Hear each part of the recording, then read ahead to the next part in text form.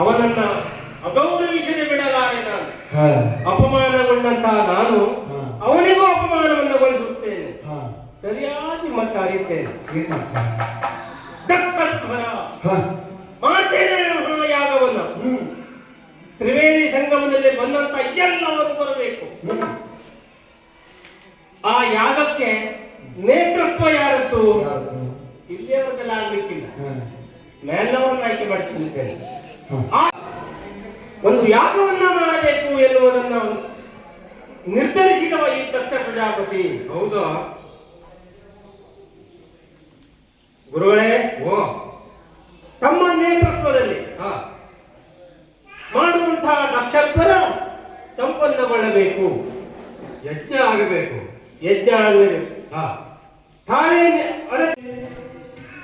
ದಕ್ಷರು ಮಾಡುವಂತಹ ಒಂದು ಯಜ್ಞ ಆಗ್ಬೇಕು. ಇಡೀ 3 ಲೋಕದಲ್ಲಿ ಆ ಯಜ್ಞದ ಖ್ಯಾತಿ ವಿಸ್ತಾರ ಆಗ್ಬೇಕು ಅಂತ ಹೇಳ್ತಾ ಇದ್ದೀರಿ. ಹಿಂದೆ ಆಗಿರ್ಲಿಕ್ಕಿಲ್ಲ, ಮುಂದೂ ಆಗಬಾರದು, ನಭೂತೋನ ಭವಿಷ್ಯತೆ. ಅಂತಹದ್ದೊಂದು ಯಜ್ಞವನ್ನು ಮಾಡಬೇಕು. ಸ್ಥಳ ಯಾವ್ದು ಆದೀತು ಪ್ರಜಾಪತಿಗಳೇ ಅಂತ ಹಿಂಗೆ ವಿಚಾರ ಮಾಡಿದ್ರೆ, ನರ್ಮದಾ ನದಿ ತೀರದಲ್ಲಿ 3 ನದಿಗಳು ಸೇರುವಂತಹ ಒಂದು ತ್ರಿವೇಣಿ ಸಂಗಮದಲ್ಲಿ ಒಳ್ಳೆಯ ಸ್ಥಳ ಹೇಳುವಂಥದ್ದು ನಮ್ಮ ಮನಸ್ಸಿಗೆ ತೋರ್ತದೆ. ಆಗಬಹುದೇ? ಖಂಡಿತವಾಗಿಯೂ. ವೇದ ವಿಧರಾದಂತಹ ಭೂಲೋಕದ ಬ್ರಾಹ್ಮಣರನ್ನ ಕರೆಸುತ್ತೇವಂತೆ. ಮೂಲೆ ಮೂಲೆಯಲ್ಲಿರುವ ಬ್ರಾಹ್ಮಣ ಸಮೂಹವನ್ನೇ ಯಾಗಕ್ಕೆ ಆಮಂತ್ರಿಸಬೇಕು. ವಿವಿಧ ಗೋತ್ರಗಳ ಬ್ರಾಹ್ಮಣರನ್ನ, ವಿವಿಧ ಅಗ್ರಹಾರಗಳ ಬ್ರಾಹ್ಮಣರನ್ನ ಈ ಯಜ್ಞಕ್ಕಾಗಿ ಕರೆಸ್ತೇವಂತೆ. ಯಾವ ಯಾವ ಸೀಮೆಯಲ್ಲಿ ಯಾವ ಯಾವ ಗೋತ್ರದ ಬ್ರಾಹ್ಮಣರಿದ್ದಾರೋ, ಯಾವ ಯಾವ ರೀತಿಯ ಯಜ್ಞ ಯಾಗಾದಿಗಳನ್ನ ಮಾಡಿಸುವಲ್ಲಿ ಶ್ರೇಷ್ಠರಿದ್ದಾರೆ, ಅವರೆಲ್ಲರನ್ನು ಯಾಗಕ್ಕೆ ಕರೆಸ್ತೇವಂತೆ. ನೀವೇನು ಹೆದರುವ ಅವಶ್ಯಕತೆ ಇಲ್ಲ. ಆಚಾರ್ಯರೇ, ಪ್ರತಿಯೊಬ್ಬರೂ ಯಾಗದಲ್ಲಿ ಭಾಗವಹಿಸಬೇಕು, ಯಥೇಚ್ಛ ದಾನ ಧರ್ಮಗಳನ್ನು ಪಡೆಯಬೇಕು. ನಾವು ಕೊಡುವುದು ಮಾತ್ರವಲ್ಲ, ಅವರ ಅಪೇಕ್ಷೆಗೆ ಅನುಗುಣವಾಗಿ ಕೇಳಿದ ಹಾಗೆ ಅವರು ಏನನ್ನು ಬಯಸುತ್ತಾರೋ ಅದಕ್ಕೆ ತೂಕವೂ ಇಲ್ಲ, ಅಳತೆಯೂ ಇಲ್ಲ, ಬಾಚುವುದು ಕೊಡುವುದು. ದಕ್ಷ ಪ್ರಜಾಪತಿಗಳ ಯಜ್ಞ ಪ್ರತಿಯೊಬ್ಬರಿಗೂ ಆಮಂತ್ರಿಸಬೇಕು. ಆದರೆ ಅವನಿಗೆ ಮಾತ್ರ ಆಮಂತ್ರಣವಿಲ್ಲ. ಅವನಿಗೆ ಕಡೆಯ ದಿಕ್ಕಿನ ಒಡೆಯ ಆಮ್ರಣ ನಿರೀಶ್ವರ ಯಾಗ ಕೈಗೊಳ್ಳಬೇಕು. ಈಶ್ವರನಿಗೆ ಮಾಡುವ ಯಾಗ ನಿರೀಶ್ವರ ಯಾಗವಾಗಬೇಕು. ಈಶ್ವರ ಯಾಗವನ್ನು ಮಾಡಬೇಕು. ಸರಿ ಪ್ರಜಾಪತಿಗಳೇ, ನಿಮ್ಮ ಮನಸ್ಸಿನ ಆಶಯದಂತೆ ಯಜ್ಞವನ್ನು ಮಾಡೋಣ. ಈ ಯಜ್ಞದಲ್ಲಿ ಹೆಸರು 3 ಲೋಕದಲ್ಲಿ ವಿಸ್ತಾರ ಆಗ್ತದೆ, ಸಂಶಯ ಬೇಡ. ಆದ್ದರಿಂದ ಯಜ್ಞ ಸಾಮಗ್ರಿಗಳನ್ನ ಎಲ್ಲವನ್ನು ತರಿಸಲಿಕ್ಕೆ ಈಗಾಗಲೇ ಆಜ್ಞೆಯನ್ನು ಮಾಡ್ತೇನೆ. ಯಜ್ಞ ಸ್ಥಳಕ್ಕಾಗಿ ತೆರಳೋಣ.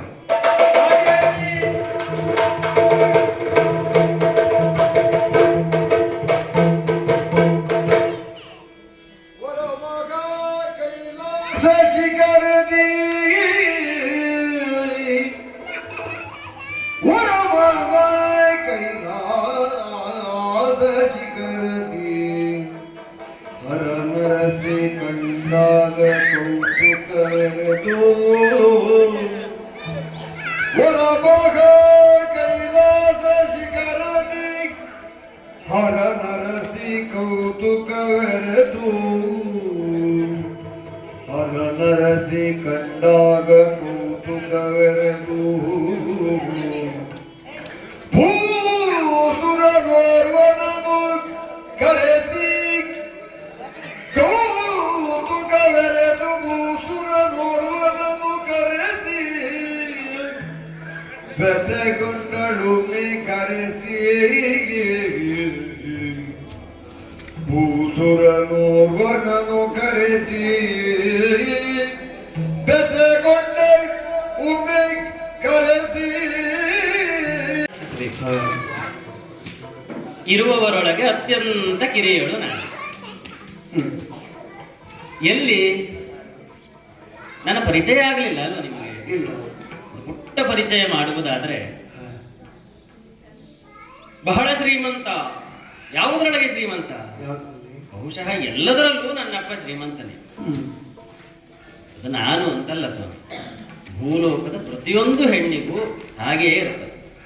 ತನ್ನಪ್ಪ ಹೇಗಿದ್ರು ಶ್ರೀಮಂತನೇ. ಮತ್ತಲ್ಲಿ ಅಪ್ಪ ಬಡವ ಅಂತ ಹೇಳಿದ್ರೆ ಆ ಮಗಳಿಗೆ ತನ್ನಪ್ಪನ ಮೇಲಿರುವಂತಹ ಅಭಿಮಾನ ಏನಾಗ್ತದೆ? ಹಾಗ ಹಾಗಾಗಿ ಅಪ್ಪ ಶ್ರೀಮಂತನೇ ಅಂತ ಹೇಳುವುದು. ನನ್ನದು ಹಾಗಲ್ಲ, ಕೇವಲ ಮಾತಿನ ವರಸೆಗೆ ಹೇಳುವುದಲ್ಲ.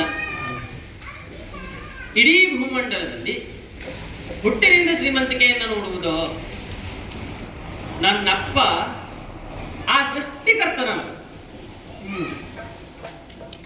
ಧನದಿಂದ ಶ್ರೀಮಂತಿಕೆಯನ್ನು ನೋಡುವುದು ಪ್ರಜಾಪತಿ, ಮಕ್ಕಳಿಂದ ಶ್ರೀಮಂತಿಕೆಯನ್ನು ನೋಡುವುದು ಸಹಸ್ರಾರು ಮಕ್ಕಳನ್ನು ಹೊಂದಿದ. ಮತ್ತಿನ್ನು ನೆಂಟಸ್ತಿಕೆಯಲ್ಲಿ ಶ್ರೀಮಂತಿಕೆಯನ್ನು ನೋಡುವುದು ಎಂತೆಂತಹ ಮಹಾಮಹಿಗಳೊಟ್ಟಿಗೆ ಸಂಬಂಧವನ್ನು ಬೆಳೆಸಿದವನಾತ. ನಾನು ಕಿರಿಯವಳು ಅಂದನಲ್ಲ, ಆ ದಕ್ಷ ಪ್ರಜಾಪತಿಯ ಮಕ್ಕಳಲ್ಲಿ ಕಿರಿಯವಳು ನಾನು. ಹಾಗೆ ಕಿರಿಯವಳು. ನಿಮಗೂ ಗೊತ್ತಿರಬಹುದು, ಪ್ರಪಂಚದಲ್ಲಿ ಲೋಕಮುಖದಲ್ಲಿ ನಡೆಯುವುದೇ ಹೀಗೆ. ಹಿರಿಯ ಮಕ್ಕಳು ನೀನು ಹಿರಿಯವ ಜವಾಬ್ದಾರಿ ತೆಗೆದುಕೊಳ್ಳಬೇಕು. ಹಿರಿಯ ಮಕ್ಕಳು ಅವನಿನ್ನೂ ಕಿರಿಯವ ಇರಲಿ, ಅವನಿನ್ನೂ ಕಿರಿಯವ ಇರಲಿ ಅಂತಲೇ ಇರು. ಅವರು ಎಷ್ಟು ಹಿರಿಯರಾದರೂ ತಂದೆ ತಾಯಿಯ ದೃಷ್ಟಿಯಲ್ಲಿ ಕಿರಿಯರು. ನಾನು ಹಾಗೆ ಸ್ವಾಮಿ. ಅಂತಹ ಬಹು ಶ್ರೀಮಂತಿಕೆಯ ನನ್ನಪ್ಪನ ಕಿರಿಯ ಮಗಳು ನಾನು. ಬಹಳ ಮುದ್ದಿನಿಂದ ಬೆಳೆಸಿದ್ದಾರೆ. ಅಯ್ಯೋ, ಮುತ್ತಿಗೇನು ಕೊರತೆ. ಬಹುಶಃ ಯಾವ ಮಕ್ಕಳಿಗೂ ಸಿಕ್ಕಿರಲಿಕ್ಕಿಲ್ಲ. ನನ್ನಪ್ಪ ನಾನು ಕೇಳಿದ್ದೆಲ್ಲವನ್ನು ಬೆರಳ ತುದಿಯಲ್ಲಿ ತಂದಿರಿಸಿದ್ದಾರೆ. ಅಂತಹ ಅದ್ಭುತವಾದಂತಹ ಕುಟುಂಬದಲ್ಲಿ ಹುಟ್ಟಿದ ನಾನು ಕೆಲವಾರು ವಿದ್ಯೆಗಳನ್ನು ಕಲಿತೆ. ಬಹಳ ಅಪರೂಪವಾಗಿ ಹೆಣ್ಣು ಮಕ್ಕಳಿಗೆ ನನ್ನಪ್ಪ ವಿದ್ಯೆ ಕಲಿಸಿದ್ದಾರೆ. ಅದೇ ರೀತಿಯಲ್ಲಿ ನನ್ನ ಜೀವನ ನಡೆಯುತ್ತಾ ಇರುವಾಗ ಸಮಯ ನಿಲ್ಲುವುದಿಲ್ಲವಷ್ಟೇ. ಸಮಯ ಸಂದಿತ್ತು, ನನಗೂ ಪ್ರಾಯ ಪ್ರಬುದ್ಧವಾಯಿತು. ಪ್ರಾಯಕ್ಕೆ ಬಂದಾಗ ಸಹಜವಾಗಿ ಎಲ್ಲ ಹೆಣ್ಣು ಮಕ್ಕಳಿಗೆ ಹೇಗಿರುತ್ತದೋ ಹಾಗೆ ನನಗೂ ಒಂದು ಜೋಡಿ ಬೇಕೆಂಬ ಆಸೆಯಾಯಿತು. ಆದರೆ ಹೇಗೆ ಜೋಡಿ ಹುಡುಕುವುದು ಹೇಗೆ? ಸಾಮಾನ್ಯ ಲೋಕಮುಖದಲ್ಲಿ ಕಾಣುವ ಯಾವುದಾದ್ರೂ ಗಂಡನ್ನು ಆರಿಸಲು ಮೊದಲಾಗಿ ಅಪ್ಪನೇ ಬೇಡ ಅಂತ. ಮತ್ತಿನ್ನು ಅಪ್ಪನಿಗೆ ಸರಿಯಾಗುವಂತಹ ಗಂಡನ್ನ ಹುಡುಕಿದರೆ ಅದು ಅವರು ಬಹುಶಃ ನನ್ನಪ್ಪ ಅಲ್ಲ, ಅವರು ವಯಸ್ಸಿನಲ್ಲಿ ತಮಗೆ ಸರಿಯಾದವರನ್ನು ಹುಡುಕಿದ್ರು ಎನ್ನುವ ಹೆದರಿಕೆ. ನನಗೆ ವಯಸ್ಸು ಸರಿಯಾಗಿ ಕೇವಲ ವಯಸ್ಸೊಂದೇ ಸರಿಯಾದ್ರೆ ಆಯ್ತು. ಒಬ್ಬ ಹೆಣ್ಣು ತಾನು ಯಾವನೊಟ್ಟಿಗೆ ಜೀವಿಸಬೇಕು ಅಂತ ಬಯಸ್ತಾಳಲ್ವೋ ಆತನಲ್ಲಿ ಹಲವಾರು ಗುಣಗಳನ್ನು ಅಪೇಕ್ಷಿಸ್ತಾಳೆ. ಮೊದಲಾಗಿ ಹೆಣ್ಣಿನ ಭಾವನೆಗಳನ್ನ ಅರ್ಥ ಮಾಡಿಕೊಳ್ಳುವಂತಹ ತಾಯಿ ಹೃದಯ ಆತನಲ್ಲಿ ಇರಬೇಕು. ಕೇವಲ ತಾನು ಹೇಳಿದ್ದೇ ಆಗಬೇಕು, ತಾನು ಗಂಡ ಎನ್ನುವುದನ್ನು ಎಲ್ಲರೂ ಪ್ರತಿಪಾದಿಸ್ತಾ ಹೋದ್ರೆ ಯಾವ ಹೆಣ್ಣಿನ ಜೀವನವು ಸುಖವಾಗಿ ಸಾಗಲಿಕ್ಕೆ. ನಾನು ಬಯಸಿದ್ದು ಅದನ್ನು ನನ್ನ ಕುರಿತಾಗಿ ಸ್ವಲ್ಪವಾದರೂ ವಿಚಾರ ಮಾಡುವಂತಹ ಗಂಡನಿರಬೇಕು. ಮಾತನಾಡುವಾಗ ಅವರು ಹೇಳಿದರು, ಪ್ರಪಂಚ ಮುಖದಲ್ಲಿ ನೀನು ಬಯಸುವಂತಹ ಒಂದು ವರ ಇದ್ದಾನೆ ಅಂತ. ನಾರದರು ಹೇಳಿ ಹೌದೌದು ಸ್ವಾಮಿ, ಈ ಮದುವೆ ಸಂಬಂಧ ಹೆಚ್ಚಿಗೆ ಕೂಡಿಸುವವರು ಬ್ರಹ್ಮಚಾರಿಗಳೇ. ಯಾಕೆ ಅಂತಂದ್ರೆ ಅವ್ರಿಗೆ ಗೊತ್ತಿರ್ತದೆ ಮದುವೆ ಆಗದೆ ಇದ್ದದಕ್ಕೆ ಏನು ಸಮಸ್ಯೆ ಆಗ್ತದೆ. ಹಾಗಾಗಿ ಆಗ್ಲಿ ಮದುವೆ ಆಗ್ಲಿ ಅದು ಕೆಲವುಂಟು. ನಾನು ಈ ಪ್ರಪಂಚದ ಜಂಜಾಟದಿಂದ ತಪ್ಪಿಸಿಕೊಂಡಿದ್ದೇನೆ, ಇವ ಒಬ್ಬ ಸಿಕ್ಕಿ ಬಿದ್ದು ಸಾಯಲಿ ಅಂತ ಇರ್ತದೆ. ಅದು ಬೇರೆ. ಇಲ್ಲ ನಾನು ಚಿಕ್ಕಪ್ಪ ಹಾಗ ಅವರು ನನಗೆ ಒಳಿತನ್ನೇ ಬಯಸ್ತಾರೆ. ಪ್ರಪಂಚ ಮುಖದಲ್ಲಿ ನೀನು ಬಯಸುವ ವರನೊಬ್ಬನಿದ್ದಾನೆ. ಯಾರು ವರ ಯಾರು ವಿಚಾರ ಮಾಡಿದಾಗ ಅವರಿಗೆ ಸಿಕ್ಕಿದ್ದಂತೆ ತ್ರಿಮೂರ್ತಿಗಳಲ್ಲಿ ಒಬ್ಬನು, ಲಯಕರ್ತನು. ಮೊದಲ ಹೆದರಿಕೆಯೇ ಮರಣ. ಮರಣ ಒಂದಿಲ್ಲದೆ ಹೋದ್ರೆ ಯಾರಿಗೂ ಹೆದರ್ಲಿಕ್ಕಿಲ್ಲ ಮನುಷ್ಯ. ನನ್ನದ್ದು ಹಾಗೆ. ಅಧಿಪತಿ ಲಯಕರ್ತನವ, ಅವರನ್ನೇ ನಾನು ಮದುವೆಯಾದ್ರೆ ಯಾರಾದ್ರೂ ತನ್ನ ಹೆಂಡತಿಯನ್ನ ತಾನಾಗಿ ಕೊಲ್ತಾನ? ಕೊಲ್ಲಲಿಕ್ಕಿಲ್ಲವಷ್ಟೇ. ಹಾಗಾಗಿ ಅವರನ್ನೇ ಮದುವೆಯಾಗಬೇಕು ಅಂತ ಮನಸ್ಸಿನಲ್ಲಿ ಸಂಕಲ್ಪಿಸಿದ್ದೆ.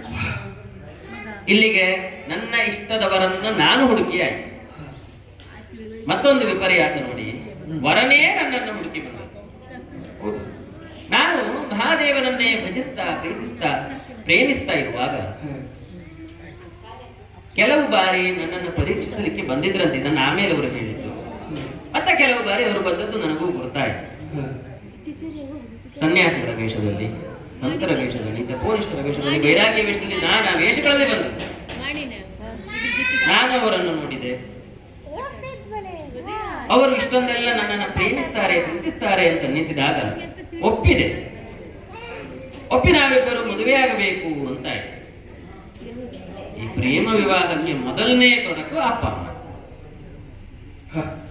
ಅಪ್ಪ ನಾನು ಮದುವೆ ಆಗ್ತೇನೆ ಅಂತ ಹೇಳಿ ಯಾವುದಾದ್ರೂ ಹೆಣ್ಣು ಮಗಳು ಬಂದು ಅಪ್ಪನ ಎದುರಿನಲ್ಲಿ ಹೇಳಿದ್ರೆ ಅಪ್ಪ ಮೊದಲಾಗಿ ಹೇಳುವುದೇ ಬೇಡ, ಅದಾದ ಮೇಲೆ ವಿಚಾರ ಮುಂದಿನ ಅವನ ಅಡ್ಡಿ ಇಲ್ವೋ ಆಗದು ಬೇಡ. ನನ್ನಪ್ಪ ಹೇಳಿದ್ದು ಬೇಡ.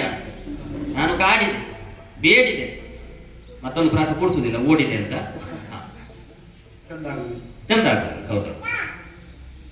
ಆಮೇಲೆ ಏನು ಮಾಡುವುದು, ಆಗ್ಬೇಕಲ್ಲ ಮದುವೆ. ಆಗಲೇ ಹೇಳಿದ್ನಲ್ಲ, ನಮ್ಮ ಮದುವೆಯ ಮೂಲಕರ್ತರು ನಾರದರು. ಮತ್ತೆ ಪುನಃ ಅವರೇ ಆಗಮಿಸಿದರು. ನನ್ನ ಅಜ್ಜನ ಬಳಿಯಲ್ಲಿ ಏನೋ ಹೇಳಿದ್ರಂತೆ. ಅಜ್ಜನು ಬಂದರು. ನನ್ನಪ್ಪನ ಹತ್ರ ಅವರದ್ದೊಂದು ಮದುವೆ ಆದ ಹಾಗೆ ನೀನು ಮಾಡಿಬಿಡು ಅಂದ್ರು. ಅಂದ್ರೆ ಇಲ್ಲ, ಆದದ್ದು ಮೂಲದಲ್ಲಿ ಬೇರೆ, ನನ್ನಪ್ಪನಿಗೆ ಕಾಣಲಿಕ್ಕೆ ಅದು ಆಗಿದೆ, ನೀನು ಮಾಡಿಬಿಡು ಅಂತ ಹೇಳಿದ ಹಾಗೆ.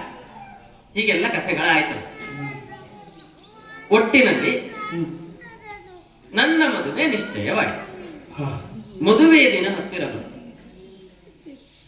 ನನಗೋ ತುಮುಲ ಸ್ವಾಮಿ, ಕೇವಲ ಆಸೆ ಅಷ್ಟೇ ಅಲ್ಲ, ಈ ಕೆಲವು ಬಾರಿ ಮದುವೆ ಆಗುವಾಗ ಹೆದರಿಕೆಯೂ ಆಗುತ್ತದೆ. ಕೆಲವು ಬಾರಿ ಮದುವೆ ಆಗುವಾಗ ಅಂದ್ರೆ ಪದೇ ಪದೇ ಮದುವೆ ಆಗುವುದಿಲ್ಲ, ಅದು ಬೇರೆ. ಮದುವೆ ಆಗುವಾಗ ಹೆದರಿಕೆಯೂ ಆಗುತ್ತದೆ. ಯಾಕೆ ಅಂತ ಕೇಳಿದ್ರೆ, ಇಂದು ನಾನಿದ್ದದ್ದು ನನ್ನ ತಂದೆಯ ಮನೆ. ಚಿಕ್ಕಂದಿನಿಂದ ಇಲ್ಲಿಯೇ ಆಡಿ ಬೆಳೆದಿದ್ದೇನೆ. ಹೇಗೆ ಯಾವ ಮಾತನ್ನ ಎಲ್ಲಿ ಆಡಿದರೆ ಏನಾಗುತ್ತದೆ ನನಗೆ ಸರಿಯಾಗಿ ಗೊತ್ತು. ನಾನು ಹೋಗುವುದು ನನ್ನಪ್ಪನ ಮನೆಯಲ್ಲವಲ್ಲ, ಅಲ್ಲಿ ಹೇಗಿರಬೇಕೇನು, ಏನೇನು ವಿಷಯವೋ ಏನೇನು ವಿಶೇಷವೋ ನನಗೆ ಗೊತ್ತಿಲ್ಲ. ಇರ್ತದೆ ನನಗೂ ಆತ್ಮೂಲಗಳು. ಅಂತಹ ಹೊಯ್ದಾಟಗಳೊಟ್ಟಿಗೆ ಸಂತೋಷವೂ ಆಗುತ್ತದೆ. ಯಾಕೆ ಹೇಳಿ, ಪ್ರೀತಿಸಿದವರನ್ನೇ ಮದುವೆ ಆಗ್ತಾ ಇದ್ದೇನಲ್ಲ, ಕೇವಲದ ಯಾರು ನೋಡಿದ ಮದುವೆ. ಮದುವೆ ಮಂಟಪದಲ್ಲಿ ಅಂತರ್ಪಟವನ್ನು ತೆಗೆದಾಗ ಮಾತ್ರ ನೋಡಿಕೊಂಡು ಮತ್ತೆ ಮದುವೆ ಆಗುವುದಲ್ಲ. ಮೊದಲೇ ನೋಡಿದ್ದೇನೆ, ಶಾಸ್ತ್ರಕ್ಕೊಂದು ಅಂತರ್ಪಟ. ಈ ರೀತಿ ನಮ್ಮದೊಂದು ಮದುವೆ ನಡೀತಾ ಉಂಟು. ಮದುವೆಯಲ್ಲಿ ರಸಮಯ ಪ್ರಸಂಗಗಳೆಲ್ಲ ನಡೆದು ಒಂದು ಪುಟ್ಟ ಪ್ರಸಂಗ ಹೇಳುವುದವರು. ನಾನು ಇನ್ನೇನು ವರಮಾಲೆಯನ್ನು ಹಾಕಬೇಕು, ಅಂತರ್ಪಟವನ್ನ ಈಗ ತೆಗೀತಾರೆ. ನಾನಷ್ಟು ಕೌತುಕದಲ್ಲಿ ಗಡಿಬಿಡಿಯಲ್ಲಿ ಇದ್ದವು. ಮತ್ತೆ ನೋಡ್ತೇನೆ, ಅಪ್ಪ ಹೋಗಿದ್ದು, ಬರಲಿಲ್ಲ, ಅಜ್ಜ ಬರಲಿಲ್ಲ. ನನ್ನಪ್ಪನ ಅಜ್ಜ ಅಂದ್ರೆ ಶ್ರೀಮನ್ನಾರಾಯಣ. ನಮ್ಮವರಿಗೂ ಅವರು ಸಖ, ಹಾಗಾಗಿ ಅವರು ಬರಲೇಬೇಕು. ಶ್ರೀಮನ್ನಾರಾಯಣ ಬರಬೇಕು ಅಂತ ಹೇಳಿ ಆದ್ರೆ ಸ್ವಲ್ಪ ಸಮಯ ಆಗುತ್ತದೋ ಅಂತ ನಾನು ಭಾವಿಸಿದೆ. ಇಲ್ಲ, ಬಂದೇ ಬಿಟ್ಟರು. ಸಮಯಕ್ಕೆ ಸರಿಯಾಗಿ ಬಂದರು. ಇನ್ನೇನು ವರಮಾಲೆ ಹಾಕಬೇಕು, ಆವಾಗ ಶ್ರೀಮನ್ನಾರಾಯಣ ಬಂದರು. ಅವರು ಬಂದದ್ದು ಇಡೀ ಸಭಾಂಗಣದಲ್ಲಿ ಧೂಳೆದ್ದು ಹೋಯಿತು. ಅಂದ್ರೆ ಅವರ ಹೆಜ್ಜೆ ಅಷ್ಟು ಭಾರ ಅಂತಲ್ಲ, ಅವರ ವಾಹನವಾದ ಗರುಡನ ರೆಕ್ಕೆಯ ಗಾಳಿಗೆ ಧೂಳೆದ್ದಿತ್ತು. ಗರುಡ ಬಂತ ನಿಮಗೆ ಗೊತ್ತಿಲ್ವೋ, ನಮ್ಮವರು ಹುಟ್ಟುಕೊಳ್ಳುವುದು ಗಜಚರ್ಮವನ್ನು, ಇಲ್ಲವೇ ವ್ಯಾಘ್ರ ಚರ್ಮ. ಅದಕ್ಕೊಂದು ಪಟ್ಟಿ ಸುತ್ತಿಕೊಳ್ಳುತ್ತಾರೆ. ಪಟ್ಟಿ ಅಂದ್ರೆ ಒಡ್ಯಾಣ ಅಲ್ಲ, ಪಟ್ಟಿ ಎನ್ನುವುದು ಚಿನ್ನದ್ದು ಬೆಳ್ಳಿ ಅಂತ. ಸಾವೇ ಇಲ್ಲದ ಪಟ್ಟಿ, ಹೌದು. ಮತ್ತೆ ಮಿತಿಯೂ ಇಲ್ಲದ ಪಟ್ಟಿ, ಅನಂತ, ಅವನ್ನೇ ಸುತ್ತಿಕೊಂಡಿದ್ದಾರೆ. ಇವರ ಸೊಂಟಕ್ಕೆ ಸುತ್ತಿಕೊಂಡಂತಹ ಹಾವು ಆ ಗರುಡನ ಆಗಮನದಿಂದ ಸ್ವಲ್ಪ ಹೆದರಿತು. ಹೌದು. ಇವರು ವರಮಾಲೆಯನ್ನು ಹಾಕುವ ಗಡಿಬಿಡಿಯಲ್ಲಿದ್ದಾರೆ. ನಾನು ಸಹ ಮಾಲೆಯನ್ನ ಈಗ ತೊಡಗಿಸಿಕೊಳ್ಬೇಕು ಕುತ್ತಿಗೆಗೆ ಅಂತ ಬಾಗಿದ್ದೇನೆ. ಈ ಮಧ್ಯದಲ್ಲಿ ಒಂದು ಜಾರಿ ಹೋಯ್ತಾ. ನನಗಿದರ ಪರಿಚಯ ಇಲ್ಲ. ನಾನು ನೋಡ್ತಾ ಇರುವುದು ನಮ್ಮವರ ಮುಖವನ್ನ, ಅವರು ನನ್ನನ್ನೇ ನೋಡ್ತಾ ಇದ್ದಾರೆ. ಆದರೆ ನೆರೆದ ಸಭೆಯಲ್ಲಿ ಜನ ಇದ್ದಾರೆ. ಸ್ವಾಮಿ, ಭಕ್ತನಾದವನಿಗೆ ಎಂತಹ ವಿಶೇಷವು ಇಳೆಯಾಗಿ ಕಾಣುತ್ತದೆ. ನಮ್ಮವರ ದೇಹದಿಂದ ಆ ವ್ಯಾಘ್ರಾಂಬರ ಜಾರಿದ್ದರಿಂದ ಜನರೆಲ್ಲ ಎದ್ದು ವರ್ಷೋದ್ಧಾರ ಮಾಡಿದ್ರು. ದಿಗಂಬರ ದಿಗಂಬರ ಅಂತ ಎಲ್ಲರೂ ನಮ್ಮವರನ್ನು ಕೊಂಡಾಡಿದ್ರು. ದಿಗಂಬರ ಇದೇ ಅಲ್ವಾ ಸ್ವಾಮಿ ಲೀಲೆ ಅಂದ್ರೆ? ನೋಡುವವರಿಗೆ ಸ್ವಲ್ಪ ವಿನೋದದ ಪ್ರಸಂಗ ಬೇಕಾಗ್ತದೆ ಸ್ವಾಮಿ. ನೋಡುವವರ ಕಣ್ಣಲ್ಲಿ ಭಾವ. ದೃಷ್ಟಿ ಅಂತ ಸೃಷ್ಟಿ. ಹೌದು. ಈ ಕೆಲವು ಬಾರಿ ಏನಾಗ್ತದೆ ಗೊತ್ತು, ಕೇಳಿದ್ದೇನೆ ನಾನು ಪ್ರಪಂಚದಲ್ಲಿ ನನ್ನ ಅಕ್ಕಂದಿರ ಮದುವೆಯನ್ನೆಲ್ಲ ನೋಡಿದ್ದೇನೆ. ಮದುವೆಯಾದವರಲ್ಲಿ ಹಲವರು ಮುನಿಗಳು. ಮದುವೆ ಅಂದ್ರೆ ಏನು? ಗಂಭೀರವಾಗಿ ಮುಖವನ್ನು ಗಂಟೆಕ್ಕಿಕೊಂಡು ಅವರ ಮಾಲೆಯನ್ನು ಇವರಿಗೆ ಹಾಕುವುದು, ಇವರ ಮಾಲೆಯನ್ನು ಅವರಿಗೆ ಹಾಕುವುದು, ಕೊಟ್ಟವರೆಲ್ಲ ಕೈ ಮುಗಿಯುವುದು, ಆಮೇಲೆ ಬಂದು ತಾಳಿಯನ್ನ ಕಟ್ಟಿ ಮದುವೆ ಆಯ್ತು ಅಂತ ಹೇಳುದು. ನಾವೆಲ್ಲ ಊಟಕ್ಕೆ ಹೊರಡು. ನನಗೆ ಅಭ್ಯಾಸ ಆಗಿ ಹೋಗಿತ್ತು. ಮದುವೆ ಅಂದ್ರೆ ಇಷ್ಟೇ, ಯಾರು ಬರ್ತಾರೆ, ಎಲ್ಲರೂ ಬರ್ತಾರೆ, ಭಟ್ರು ಏನೇನೋ ಹೇಳ್ತಾರೆ, ನಾವು ಅದನ್ನೊಂದಿಷ್ಟು ಮಾಡಿದ್ರೆ ಆಯ್ತು, ಮತ್ತೆ ಊಟಕ್ಕೆ ಹೋಗ್ಬೇಕು. ಆದ್ರೆ ನನ್ನ ಮದುವೆ ಹಾಗಲ್ಲ. ಏನು ಮಾಡಿದ್ರೆ ಅವನಿಗೂ ಗೊತ್ತಿಲ್ಲ, ಇವರಿಗೂ ಗೊತ್ತಿಲ್ಲ. ಮದುವೆ ಮಾಡಿದ್ದೇವೆ ಅಂತ ಮನೆಯವರಿಗೆ ಗೊತ್ತಿಷ್ಟೇ, ಮದುವೆ ಆಗಿದೆ ಅಂತ ಗೊತ್ತು. ಅಷ್ಟೇ.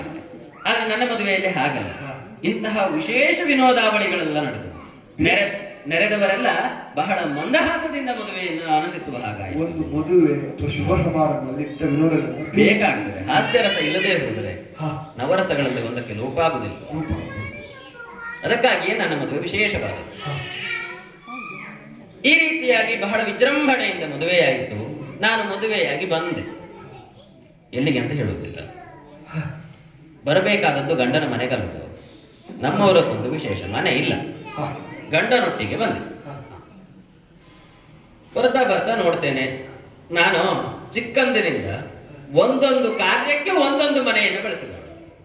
ಸ್ನಾನಕ್ಕೆ ಸ್ನಾನದ ಮನೆ, ಅಲಂಕಾರಕ್ಕೆ ಅಲಂಕಾರದ ಮನೆ, ಮಲಗಲಿಕ್ಕೆ ಅಂತಃಪುರ. ಈ ರೀತಿ ಪ್ರತಿಯೊಂದಕ್ಕೂ ಒಂದೊಂದು ಮನೆ ಇದ್ದ ನನಗೆ ಈಗ ನೋಡ್ತೇನೆ, ಎಲ್ಲಿ ನೋಡಿದರಲ್ಲಿ ಕಟಾ ಬಯಲು ಮನೆ. ಮೊದಲೇ ಗೊತ್ತಿರಲಿಲ್ವಾ? ಮೊದಲೇ ಹೇಳಿದ್ರು ಬಹಳಷ್ಟು ಜನ ಶಿವನ ಬಗ್ಗೆ. ಶಿವ ಇರುವುದು ಖಾಲಿಯಾದಂತಹ ಜಾಗದಲ್ಲಿ.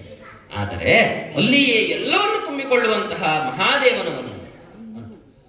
ಹಾಗಾಗಿ ನಾನು ಪ್ರೇಮಿಸಿ ಬಂದ ಮೇಲೆ ಭೂಲೋಕ ಸಹಜವಾದಂತಹ ನಡವಳಿಕೆಗಳನ್ನು ನಾನು ಕೆಲವು ತೋರಿಸಬೇಕಾಯಿತು. ಆ ನಡವಳಿಕೆಗಳಿಂದ ನಮ್ಮವರಿಗೆ ಸ್ವಲ್ಪ ವಿಶೇಷ ಅನ್ನಿಸಿತು. ಆದರೂ ನನಗಾಗಿ ಒಂದು ಪುಟ್ಟ ಗುಹೆಯನ್ನ ಮಾಡಿಕೊಟ್ಟರು. ಹೌದು. ಯಾಕೆಂತಂದ್ರೆ ಈ ಮೊದಲು ಈ ಕೈಲಾಸದಲ್ಲಿ ಹೆಣ್ಣುಗಳಿರಲಿಲ್ಲ. ನಾನು ಬಂದ ಮೇಲೆ ಮಾತ್ರ ಅಲ್ವಾ ಅದತ್ತು. ಮೊದಲಿದ್ದಂತಹ ಗಣಗಳು ನಮ್ಮವರಿಗೂ ಮನೆಯೇ ಬೇಕಂತ ಇಲ್ಲ. ತಿಂದದ್ದೇ ಆಹಾರ, ಮಲಗಿದ್ದೇ ಮನೆ ಅಂತ ಆಗ್ತಿತ್ತು. ನಾನು ಬಂದ ಮೇಲೆ ಸ್ವಲ್ಪ ಸಮಸ್ಯೆ ಆದೀತು ಅಂತ ನಾನು ಎಣಿಸಿದ್ದು. ಆದ್ರೆ ನಮ್ಮವರು ಹಾಗೆ ಮಾಡಲಿಲ್ಲ. ಒಂದು ಪುಟ್ಟ ಗುಹೆಯಲ್ಲಿ ಇದು ನಿನಗೆ ಬೇಕಾಗ್ಲಿಲ್ಲ ನನಗೆ. ಯಾಕೆ ಗೊತ್ತ, ಇಲ್ಲಿನವರೆಲ್ಲ ಮಕ್ಕಳ ಹಾಗೆ ನನಗೆ. ಇವರು ಯಾರು ನನ್ನನ್ನ ಬೇರೆ ಯಾವುದು ಹೆಣ್ಣು ಅಂತ ನೋಡ್ಲಿಲ್ಲ, ತಮ್ಮ ತಾಯಿ ಅಂತಲೇ ನೋಡಿದ್ದಾರೆ. ಮಕ್ಕಳಾದವರೆದುರಿಗೆ ತಾಯಿಗೆ ಯಾವುದಕ್ಕೆ ತಾನೇ ಸಂಕೋಚವಿದೆ, ನನಗೆ ಯಾವುದಕ್ಕೂ ತೊಂದರೆ ಆಗಲಿಲ್ಲ. ಪ್ರತಿನಿತ್ಯದ ಕಾಯಕದಂತೆಯೇ ಇವತ್ತು ಸಹ ನಮ್ಮವರ ಧ್ಯಾನಕ್ಕಾಗಿ ಸಕಲ ಸಿದ್ಧತೆಗಳನ್ನು ಮಾಡಿ ಅವರೊಟ್ಟಿಗೆ ನಾನು ಕೆಲವು ಕಾಲ ಧ್ಯಾನವನ್ನು ಮಾಡಿ ಇದೀಗ ಯಾಕೋ ಸ್ವಲ್ಪ ಮನಸ್ಸು ವಿಚಲಿತವಾದಂತೆ ಕಂಡಿತು. ನಿಸರ್ಗವನ್ನು ನೋಡೋಣ ಅಂತ ಬರುತ್ತಾ ಇದ್ದೇನೆ.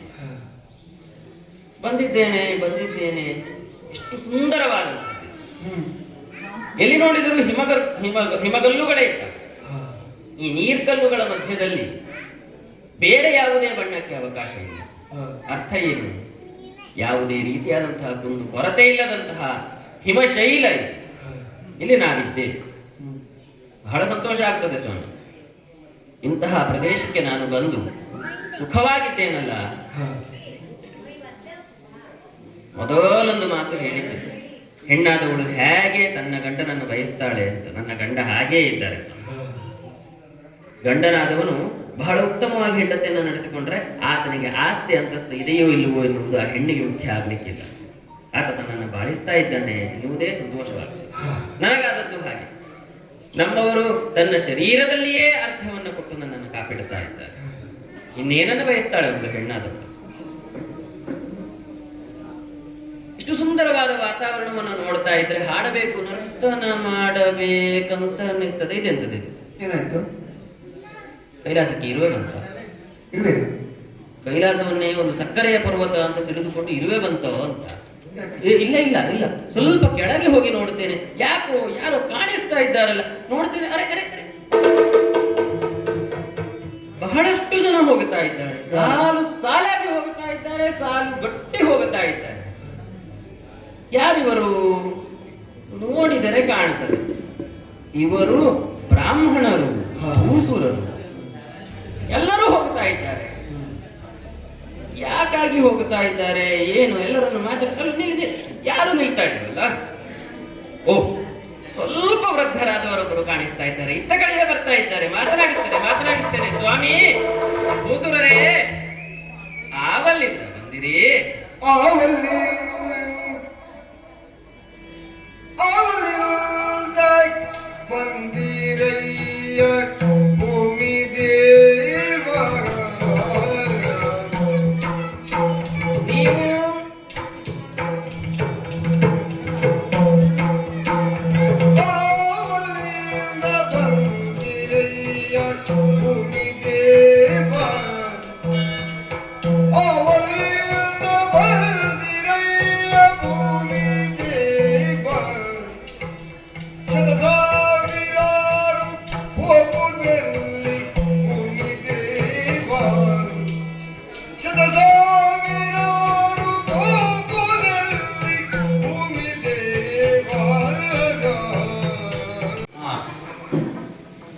ಬಹಳ ತರಾತುರಿಯಲ್ಲಿ ಹೋಗ್ತಾ ಇದ್ದೇನೆ. ನನ್ನದಾದ ಒಂದೆರಡು ಪ್ರಶ್ನೆಗಳನ್ನ ಕೇಳಬೇಕು, ದಯಮಾಡಿ ಉತ್ತರಿಸಬಹುದು? ಬನ್ನಿ ಹೀಗೆ ಕುಳಿತುಕೊಳ್ಳಿ. ಸ್ವಾಮಿ, ಈ ಪ್ರದೇಶದಲ್ಲಿ ನನ್ನಿಂದಾಗುವಂತಹ ಸೇವೆ ಅಂತ ಹೇಳಿದ್ರೆ ನಮಸ್ಕಾರ ಮಾತ್ರ, ಮನಸಾ ನಮಸ್ಕರಿಸಿಕೊಂಡಿದ್ದೇನೆ. ಸೇವೆಯನ್ನು ಸ್ವೀಕರಿಸಿ. ಮೊದಲಾಗಿ ನನಗಾಗಿ ಒಂದೆರಡು ನಿಮಿಷಗಳನ್ನು ಕೊಡುವುದಕ್ಕೆ ನೀವು ಸಿದ್ಧರಾದದಕ್ಕೆ ಬಹಳ ಸಂತೋಷ, ಧನ್ಯವಾದಗಳು. ನಿಮ್ಮಲ್ಲೊಂದೆರಡು ಪ್ರಶ್ನೆಗಳನ್ನು ಕೇಳಬಹುದು? ಹೇಳು. ಇದು ಪ್ರಶ್ನೆಗಳನ್ನು ಒಂದೊಂದಾಗಿ ಕೇಳಲು, ಒಮ್ಮೆಲೆ ಕೇಳು, ಒಂದೊಂದಾಗಿಯೇ ಕೇಳು. ಮೊದಲಾಗಿ, ಎಲ್ಲಿಂದ ಬಂದವರು?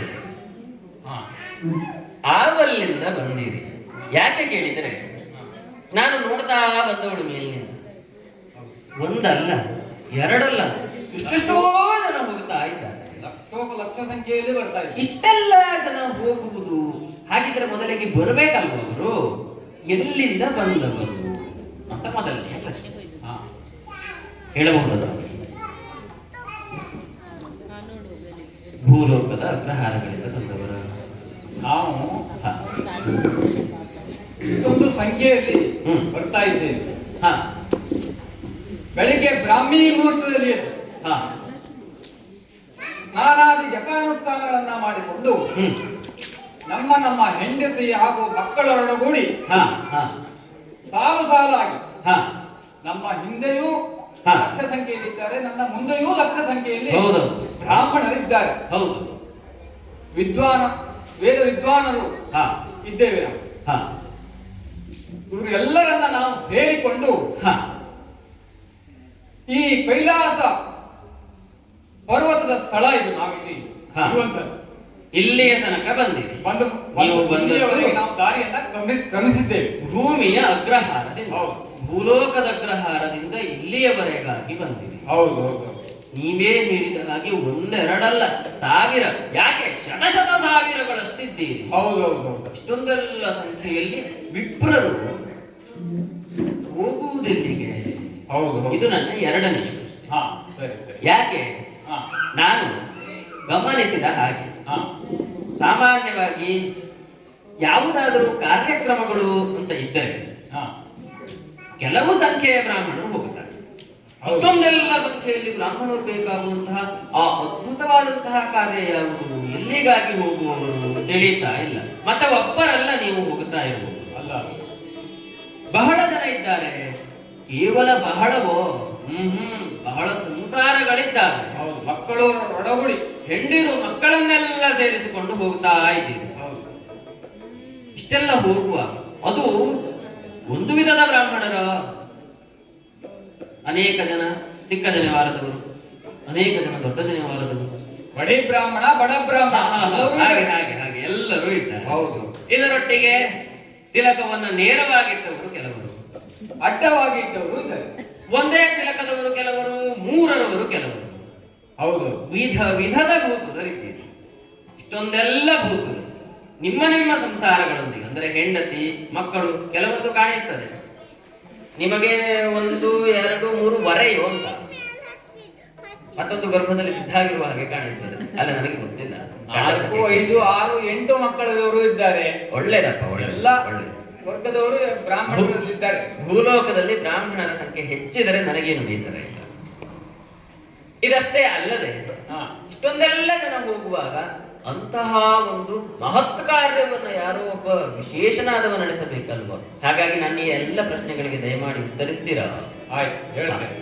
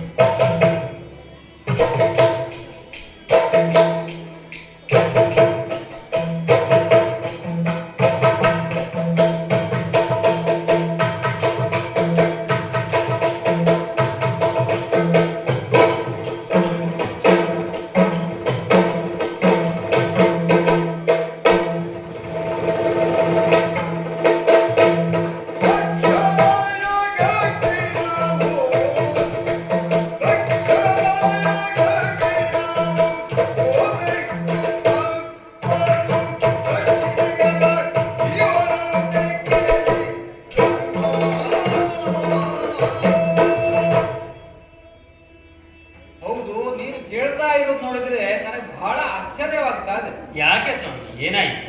ಯಾಕಂತ ಕೇಳಿದ್ರೆ ಪ್ರಾಚೀನವರು ಈ ದಕ್ಷ ಪ್ರಜಾಪತಿ ಹೌದು. ಅವನು ಬಹುದೊಡ್ಡ ಯಜ್ಞವನ್ನ ಮಾಡ್ತಾ ಇದ್ದಾನೆ.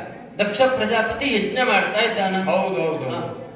ಪ್ರತಿ ಮೂಲೆಯಲ್ಲಿಯೂ ಕೂಡ ಗ್ರಾಮಗಳಿಗೂ ಕೂಡ ಆಮಂತ್ರಣವನ್ನ ನೀಡಿದ್ದಾನೆ. ಮೂಲೆ ಗ್ರಾಮಗಳಿಗೆ ಆಮಂತ್ರಣ ಹೋಗಿದೆ. ಇಷ್ಟೊಂದು ಸಂಖ್ಯೆಯಲ್ಲಿ ನಾವು ಜನ ಪ್ರತಿ ಒಂದು ಸ್ಥಳದಿಂದಲೂ ಕೂಡ ಅಲ್ಲಿ ಹೊರಡ್ತಾ ಇದ್ದಾರೆ. ಅಂತಹದ್ರಲ್ಲಿ ನಿನಗೆ ಈ ವಿಷಯವು ಗೊತ್ತಾಗಲಿಲ್ಲ ಅಂತ ಹೇಳಿದ್ರೆ ನನಗೆ ಆಶ್ಚರ್ಯವಾಗಿತ್ತು ಅಲ್ಲಿ. ಅದಕ್ಕಾಗಿ ಕೇಳಿದೆ, ನಾವು ಹೋಗ್ತಾ ಇರುವುದು ಆ ಒಂದು ದೊಡ್ಡ ಯಜ್ಞಕ್ಕೆ. ಇಲ್ಲ, ನನಗೆ ಗೊತ್ತಾಗಲಿಲ್ಲ. ದಕ್ಷಿಣ ಯಜ್ಞಕ್ಕೆ ಹೋಗುವವರಲ್ಲಿ ಕರೆಸ್ತಾ ಇದ್ದಾನೆ. ಹೌದು.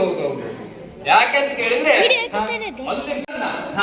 ಅನೇಕ ನಾವು ಅಪೇಕ್ಷಿಸಿದಂತಹ ಎಲ್ಲಾ ವಸ್ತುಗಳನ್ನ ನೀಡುವಂತಹ ಒಂದು ಯಾಗ. ದಾನ ಕೊಟ್ಟರೆ ಬ್ರಾಹ್ಮಣ ಸಂತುಷ್ಟನಾಗುತ್ತಾನೆ. ಹಾಗಾಗಿ ಬ್ರಾಹ್ಮಣರು ಸಂತುಷ್ಟರಾದ್ರೆ ಎಲ್ಲರೂ ಸಂತುಷ್ಟರಾಗ್ತಾರೆ. ಆದ ಕಾರಣದಿಂದ ನಾವು ನಮಗೆ ಬಹಳ ಸಮಯವಿಲ್ಲ. ನಮಗೆ ಬಹಳ ಲಘು ಬಗೆಯಿಂದ ಅಲ್ಲಿ ಹೋಗಿ ಯಜ್ಞದಲ್ಲಿ ನಾವು ಪಾಲ್ಗೊಂಡು ಅವನಿಗೆ ಆಶೀರ್ವದಿಸಬೇಕು. ಆದ್ದರಿಂದ ನಾವು ಹೊರಡ್ತಾ ಇದ್ದೇವೆ. ಸ್ವಾಮಿ, ದಕ್ಷಿಣ ಯಜ್ಞಕ್ಕೆ ಹೋಗುವವರ ಹೌದು, ಮೂಲೆಗೂ ಆಮಂತ್ರಣವು ಹೌದು, ಬಂದವರಿಗೆಲ್ಲ ಕೇಳಿದಷ್ಟು ದಾನ ಧರ್ಮಾದಿಗಳು ಹೌದು. ಭೂಮಿ ಒಡವೆ ವೈಡೂರ್ಯಗಳನ್ನ ಕೇಳಿದಷ್ಟು ಕೊಡ್ತಾರೆ. ರಾಶಿ ರಾಶಿ ಬಹಳ ವಿಶೇಷವಾದಂತಹ ಯಾಗ, ಹೌದು. ಬಹಳ ಐಶ್ವರ್ಯವಂತರು ಮಾಡುವಂತಹ ಯಾಗ. ನಿಮ್ಗೆಲ್ಲ ಆಮಂತ್ರಣ ಉಂಟಲ್ಲವೋ? ಹೌದು. ಸ್ವಾಮಿ,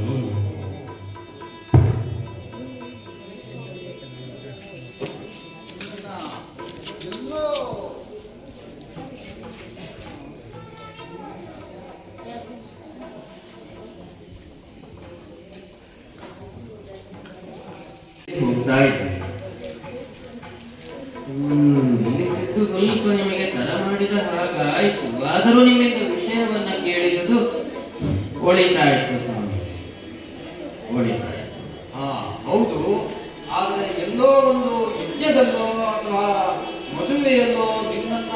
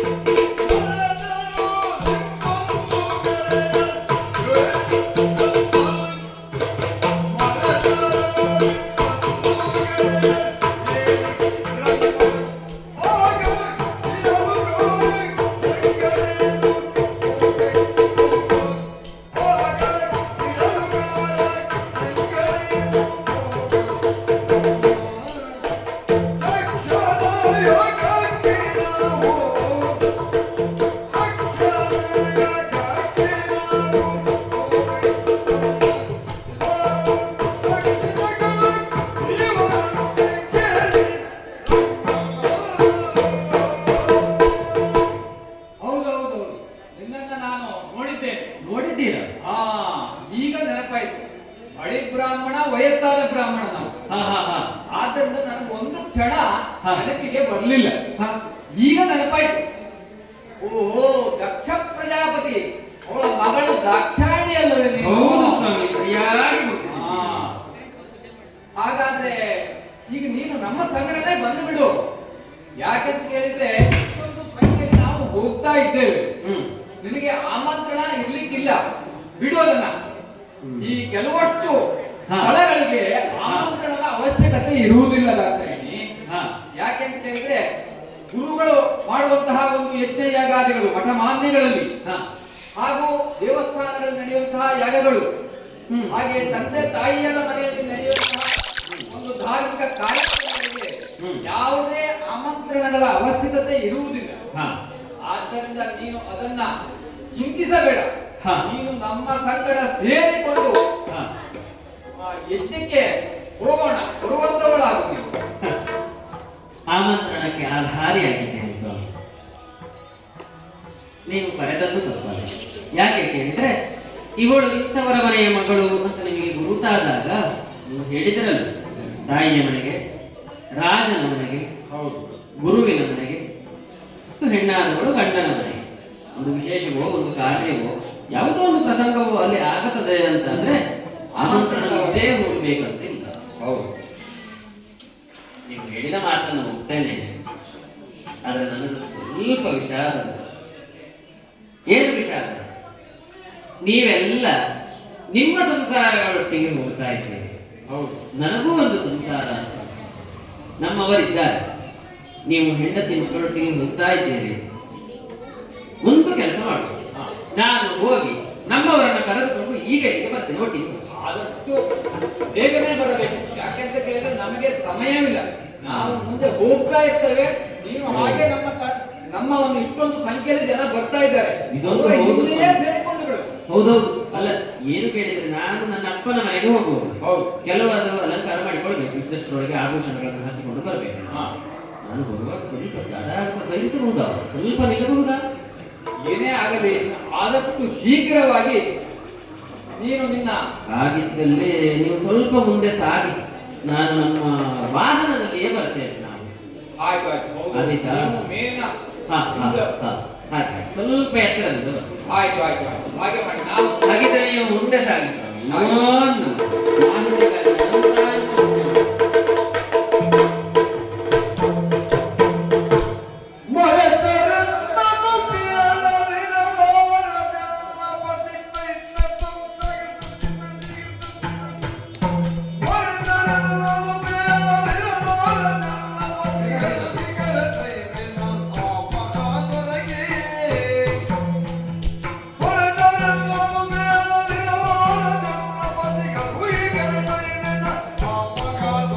ಮಾತನಾಡಿಸಿದಾಗ ನನಗೆ ಅರಿವಾದದ್ದು ನನ್ನಪ್ಪನ ಮನೆಯಲ್ಲಿಯೇ ಸಿಕ್ಕ ಎಂತಹ ಯಾಗವುದು.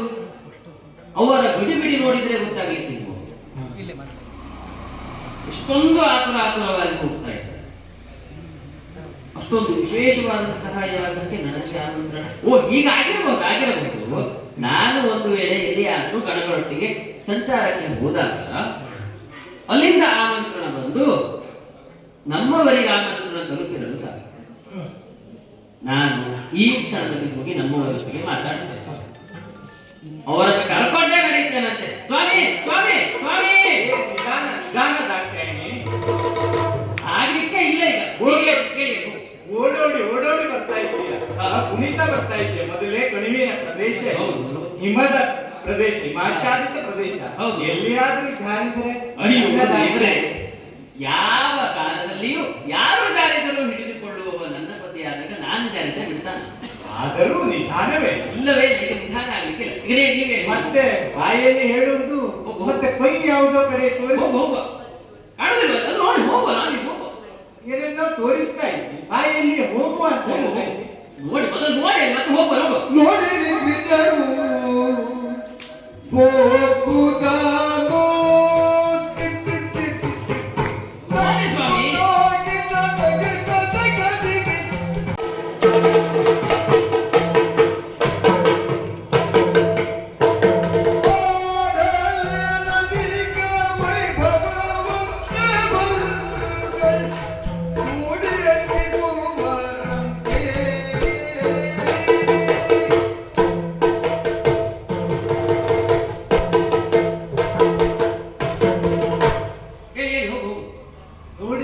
ಓಡೋಡು ಬರ್ತಾ ಇದ್ದಿ. ಈಗ ನರ್ತಿಸ್ಲಿಕ್ಕೆ ಒಟ್ಟು ಸೇರಿಸಿ ಕುಡಿಯುವಷ್ಟು ಸಂತೋಷ ಆಗ್ತದೆ. ಮೊದಲು ಹೇಳಿ ಹೋಗು.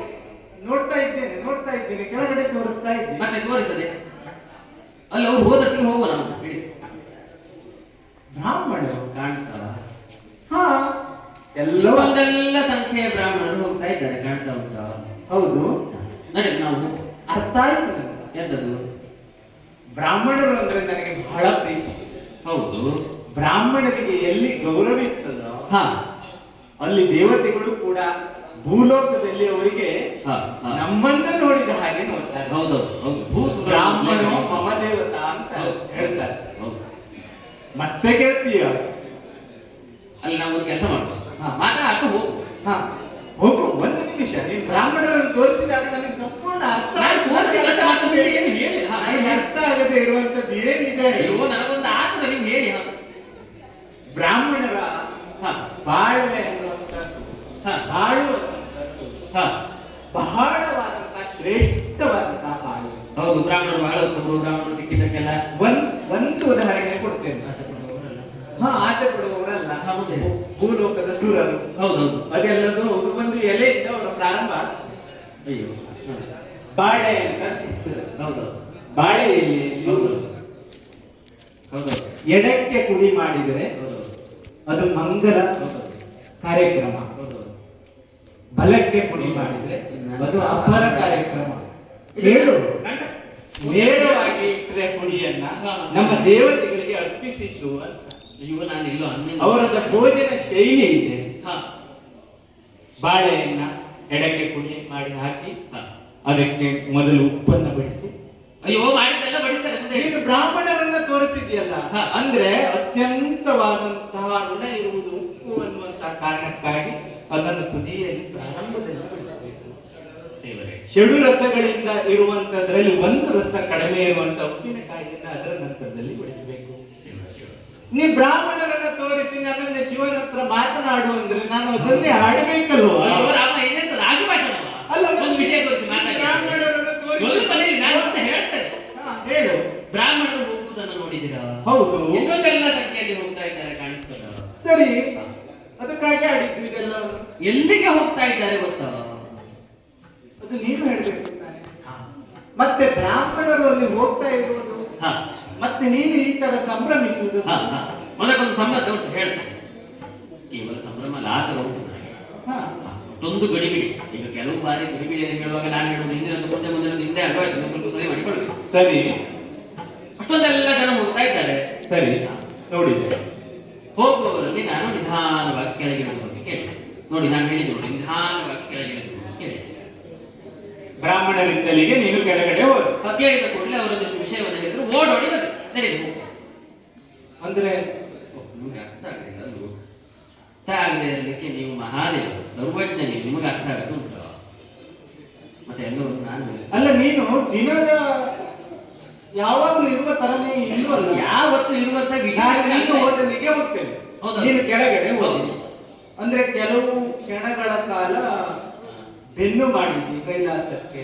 ಎಂತದ್ದು ಹೇಳಿ ಹೊರಟ? ಅಲ್ಲ, ನೀನು ಹೇಳಿದ್ದು ಏನು ಅಂತಂದ್ರೆ ನನಗೆ ಅರ್ಥನೇ ಆಗ್ತಾ ಇಲ್ಲ. ನಿಮ್ಗೆ ಅರ್ಥ ಆಗದೆ ಇರುವಂತದ್ದು ಏನಿದೆ ಮಹಾದೇವ ಅನ್ನುತ್ತಿ. ಹಾ, ಹೌದು. ನಾನು ಬ್ರಾಹ್ಮಣರ ಬಗ್ಗೆ ಹೇಳಿದಾಗ ಅದೆಲ್ಲ ನನಗೆ ಗಡಿಬಿಡಿ ಇದೆ. ಹೌದು. ನಾನು ಕೆಳಗಡೆ ಇಳಿದು ಹೋದೆ, ಹಾ. ಹಿಂದೆ ಬೆನ್ನು ಮಾಡಿದೆ ಕೆಲವು. ಅಯ್ಯೋ ಗೊಂದಲ ಕೂಡ ಆಗ್ತಾ ಉಂಟು. ಹಾ, ನನಗೂ ಗೊಂದಲ ಆಗ್ತಾ ಇದೆ. ನನಗೂ ಗೊಂದಲ. ಹೇಳಿ, ಯಾಕೆ? ನಾನು ಕೇಳುತ್ತೇನೆ, ವಿವೇಕದಿಂದ ಕೇಳ್ತೇನೆ, ಹೇಳು. ಅಯ್ಯೋ, ಸ್ವಲ್ಪ ವಿವೇಚನೆ ಇರುತ್ತೆ ನಿಮ್ಮ ನಿಮ್ಮದೇ ಮತ್ತೆ ನಿಮ್ಗೆ ಗಡಿಬಿಡಿ ಉಂಟು ನನಗೆ. ಮೊದಲಾಗಿ ನಿಮ್ಮ ಮಾವ ಯಜ್ಞ ಮಾಡ್ತಾ ಇದ್ದಾರೆ, ನಿಮಗೆ ಗೊತ್ತಿಲ್ಲವೋ? ಮುಂದೆ ಮುಂದೆ ಒಂದು ಸ್ವಲ್ಪವೂ ಭಾವನೆಯಲ್ಲಿ ವ್ಯತ್ಯಾಸ ಆಗುತ್ತಿಲ್ಲ. ಅಲ್ಲ, ನಮ್ಮ ಮಾವ. ಹೌದು, ನಿಮ್ಮ ಮಾವ ದಕ್ಷ ಪ್ರಜೇಶ್ವರ ಹಾ, ಯಜ್ಞವನ್ನ ಮಾಡಿ.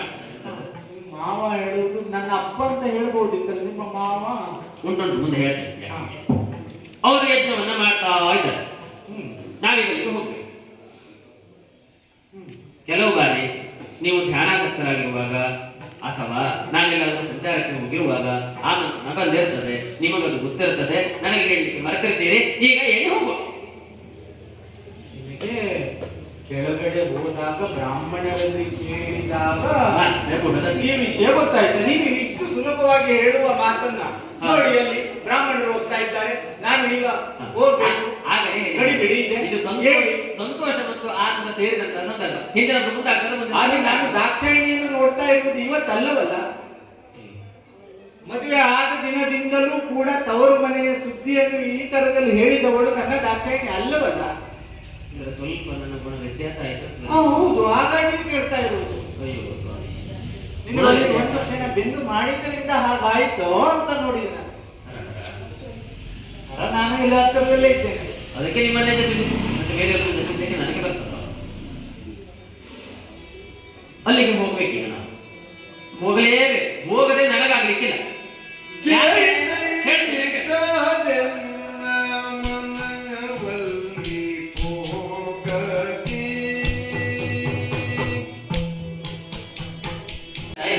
ಅದಕ್ಕಾಗಿ ನಾನೀಗ ಒಂದೆರಡು ಮಾತನ್ನು ನಿಮ್ಮಲ್ಲಿ ಹಾಗೆಯೇ ಆಡ್ತೇನೆ. ಆಮೇಲೆ ಅದನ್ನು ನೀವು ಹೇಳ್ಬೇಕು. ನಾವೀಗ ಹೋಗುವುದು ದಕ್ಷ ಪ್ರಜಾಪತಿ ಮಾಡ್ತಾ ಇರುವಂತಹ ಯಜ್ಞಕ್ಕೆ. ಸರಿ, ಮತ್ತು ವಿಶೇಷವಾಗಿ ನಿಮ್ಮ ಮಾವ ಮಾಡ್ತಿರುವ ಯಜ್ಞಕ್ಕೆ. ಹಾ, ಅಲ್ಲಿಗೆ ಹೋಗುವಾಗ ನನಗೆ ಬಹಳ ದಿನದಿಂದ ಕಾಣದೇ ಇರುವಂತಹ ನನ್ನ ಅಕ್ಕ ತಂಗಿಯರು ಕಾಣ್ತಾರೆ. ಅವರನ್ನೆಲ್ಲ ನಾನು ನೋಡ್ಬೇಕು. ಅಯ್ಯೋ, ನನ್ನ ಮದುವೆಯಲ್ಲಿ ನನಗೆ ನೋಡಿದ ನೆನಪು. ನನ್ನ ಕೆಲವು ಅಕ್ಕಂದಿರ ಮಕ್ಕಳೆಲ್ಲ ಇನ್ನೂ ಚಿಕ್ಕವು, ಮೂಗಿನಿಂದ ಸಿಂಬಳ ಯಾರೇ ಸುರಿತಾ ಇತ್ತು. ಬಹುಶಃ ಅವರೆಲ್ಲ ಈಗ ದೊಡ್ಡವರಾಗಿ ಅವರಿಗೆ ಬಹುಶಃ ಮದುವೆಯ ವಯಸ್ಸಾಯ್ತು ಅಂತ. ಅವರೆಲ್ಲರೂ ಬರ್ತಾರ ಅಲ್ಲಿ. ಬರ್ತಾರೆ, ಎಲ್ಲರೂ ಬರ್ತಾರೆ. ಇವರೆಲ್ಲರೂ ಹೋಗ್ತಾ ಇರೋದು ಅಲ್ಲಿಗ? ಹೌದೌದು, ಅಯ್ಯೋ ಅವ್ರು ನಾನು ಕೇಳಿಯೇ ಬಂದದ್ದು. ಅವರೆಲ್ಲರೂ ಅಲ್ಲಿಗೆ ಹೋಗ್ತಾ ಇದ್ದಾರೆ. ಯಾಕೆ? ಇಡೀ ಪ್ರಪಂಚದ ಮೂಲೆಯಿಂದ ಬ್ರಾಹ್ಮಣರು ಬಂದಿದ್ದಾರಂತೆ. ಎಲ್ಲರೂ ಅಲ್ಲಿಗೆ ಹೋಗುವುದಂತೆ, ನಾವು ಹೋಗ್ತೇವೆ. ಅವರಿಗೆಲ್ಲ ಆಮಂತ್ರಣ ಇದೆಯಾ ಬರ್ಲಿಕ್ಕೆ? ಹೌದು, ಆಮಂತ್ರಣ ಇದೆ. ಆಮಂತ್ರಣ ಇದ್ದೇ ಹೋಗುದಾ? ಹೌದು, ಆಮಂತ್ರಣ ಇದ್ದೇ ಹೋಗುವುದು. ಯಾಕೆ ಸ್ವಾಮಿ ಇಂಥ ಕೂಗಾಡ್ತಾ ಇದ್ದೀರಿ? ಅಲ್ಲ, ನೀನು ಆಡಿದ್ದೆ ನಾನು ಕೇಳ್ತಾ ಇರೋದು. ಆಮಂತ್ರಣ ಬೇಕಾಗಿ ಹೋಗುವ ಸ್ಥಳವೂ ಅದು. ಅದಲ್ಲ, ನಾನು ಇಲ್ಲದೆ ಇರುವಾಗ ಹಾ. ಆಮಂತ್ರಣ ಏನಾದ್ರು ಬಂದಿತ್ತೋ? ಅದನ್ನೇ ನಾನು ಕೇಳುವುದು. ಆಮಂತ್ರಣ ನಾನು ನೀವು ನಿಮ್ಮಲ್ಲಿ ಬಂದಿತ್ತು ಅಂತ ಬಂದವಳ್ಳೆ. ಮತ್ತ್ಯಾಕೆ ನೀನು ಒಟ್ಟೆಲ್ಲ ಸಂಭ್ರಮ ವ್ಯಕ್ತಿ ಅವರೆಲ್ಲ ಬರ್ತಾ ಇದ್ದಾರೆ ಅಂತ ಹೇಳ್ತಾರೆ? ಹೇಳಿದಾಗಲೂ ಆಮಂತ್ರಣ ಬರಲಿಲ್ಲ ಅಲ್ವೋ? ನಿಮಗೂ ಆಮಂತ್ರಣ ಆಮಂತ್ರಣ ಬರದೆ ಹೋಗ್ಬೇಕಾದ್ರೆ ಹೋಗು. ಆಮಂತ್ರಣ ಬರದೆ ಹೋಗುವ ಸ್ಥಳಗಳ ಬಗ್ಗೆ ನಿಮಗರಿಗೆ ನೀವು ಅರುಳಿ ಸಾತೈದು ಅನುಚಿತ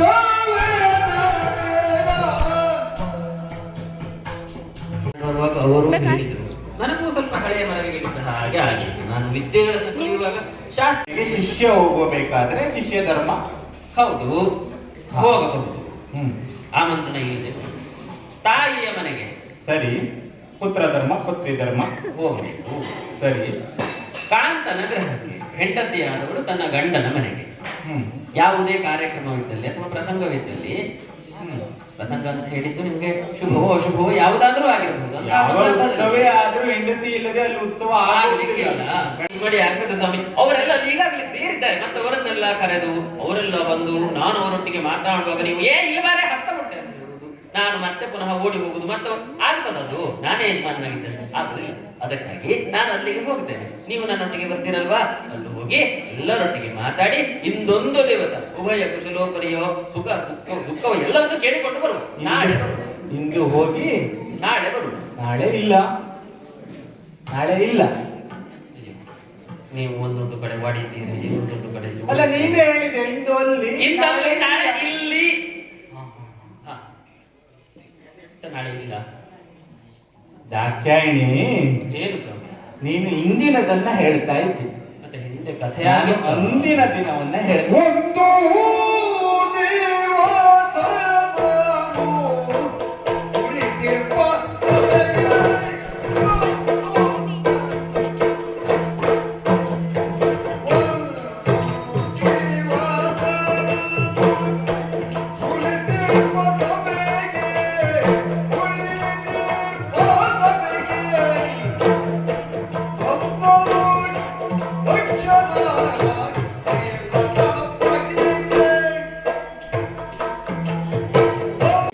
ಹ. ಯಾಕೆ ಹೀಗಿದ್ದೀರಿ ಸ್ವಾಮಿ ಅಂತ. ಹೌದು ಹೌದೌದು. ಒಂದು ದಿವಸ ಬಹಳ ದಿವಸ ಭೂಲೋಕಕ್ಕೆ ನರ್ಮದಾ ತೀರ ಅಲ್ಲ ತ್ರಿವೇಣಿ ಸಂಗಮಕ್ಕೆ ನಾನು ಹೋದಂತಹ ಸಂದರ್ಭ ಬಂದಾಗ ಏನೂ ಆಗಿಲ್ಲ. ಅಂದ್ರೆ ಹೇಳಬಾರ್ದು ಅಂತಲ್ಲ ನಿನ್ನಲ್ಲಿ, ಆದ್ರೂ ಅವಕಾಶ ಬೇಡ ಅಂತ ಆವತ್ತು ಬೇಡ. ಆದ್ರೆ ಇವಾಗ ಹೇಳುವಂತ ಸಂದರ್ಭ ಗಂಡಸರು ಮಾಡುದೇ ಅವಳಿಗೆಲ್ಲ ಯಾಕೆ? ನಮ್ಮ ವ್ಯವಹಾರ ನಾವು ನೋಡಿಕೊಳ್ತೇವೆ. ಹಾಗಲ್ಲ, ನಿನ್ನ ಹತ್ರ ಹೇಳಬಾರ್ದು ಅಂತದ್ದೇನು ಅಲ್ಲ. ಈಗ ಹೇಳ್ತಾ ಇದ್ದೀನಲ್ಲ, ಅವ ಸಮಯ ಬರಲಿಲ್ಲ. ಹಾ. ಕಾಲ ಪಕ್ವವಾದರೆ ಹೇಳು. ಕಾಲ ಪಕ್ವ ಅಂತಲ್ಲ, ಅವಕಾಶ ಅವತ್ತು ಬೇಡ ಅಂತ ಸುಮ್ಮನೆ ಬಿಟ್ಟಿದ್ದು. ಹಾ. ಹೇಳಬಾರ್ದಂತದ್ದಾದ್ರೆ ಇವತ್ತು ಹೇಳ್ತಾ ಇರ್ಲಿಲ್ಲ, ಹೇಳಬೇಕಾಗಿರೋದೆ. ಒಂದು ದಿನ ಜ್ಞಾನಸತ್ರ ನಡೆಯುವಂತಹ ಸಭೆಗೆ ನಾನು ಅಧ್ಯಕ್ಷ ಸ್ಥಾನದಲ್ಲಿ ಕುಳಿತಿದ್ದೆ. ಹೌದು, ನಾನಿರುವಾಗಲೇ ಆ ಇಂದ್ರ ತನ್ನ ಸಕಲ ದೇವಗಣಗಳೊಟ್ಟಿಗೆ ಬಂದು ನಿಮ್ಮನ್ನು ಆಹ್ವಾನಿಸಿದ್ದ. ಆ ಸಭೆಯಲ್ಲಿ ಕುಳಿತಾಗ ಹ. ನಿಮ್ಮ ಅಪ್ಪ ಅಲ್ಲ ನನ್ನ ಮಾವ ಒಳ್ಳೆದು ಒಳ್ಳೆದು. ಆ ಸಭೆಗಾಗಿ ಬಂದ. ಹ. ಬಂದಾಗ ಹಾ. ಅಧ್ಯಕ್ಷ ಪೀಠದಲ್ಲಿರುವಂತಹ ನನ್ನನ್ನು ಎಲ್ಲ ದೇವತೆಗಳು ಎಲ್ಲರೂ ಕೂಡ ಋಷಿಮುನಿಗಳು ಅವನನ್ನ ಸ್ವಾಗತಿಸಿದ್ದಾರೆ. ಮತ್ತೆ ನಮ್ಮ ಅಪ್ಪನ ವ್ಯಕ್ತಿತ್ವವೇ ಅಂತ. ಹೌದು.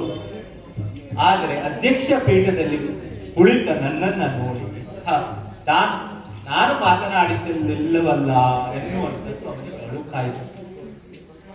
ಬಹಳ ಬಹಳ ಗರ್ವದಿಂದ ಅಹಂಕಾರ ತುಂಬಿ ಈ ಸಭೆಯನ್ನು ನಾನು ಬಹಿಷ್ಕರಿಸಿ ಹೊರಟೆ ಎಂದು ಹೊರಟ. ಒಂದು ರೀತಿ ಸ್ವಾಭಿಮಾನಿ ಹೋದರೂ ಹೋಗಿರಬಹುದು. ಮುಂದೆ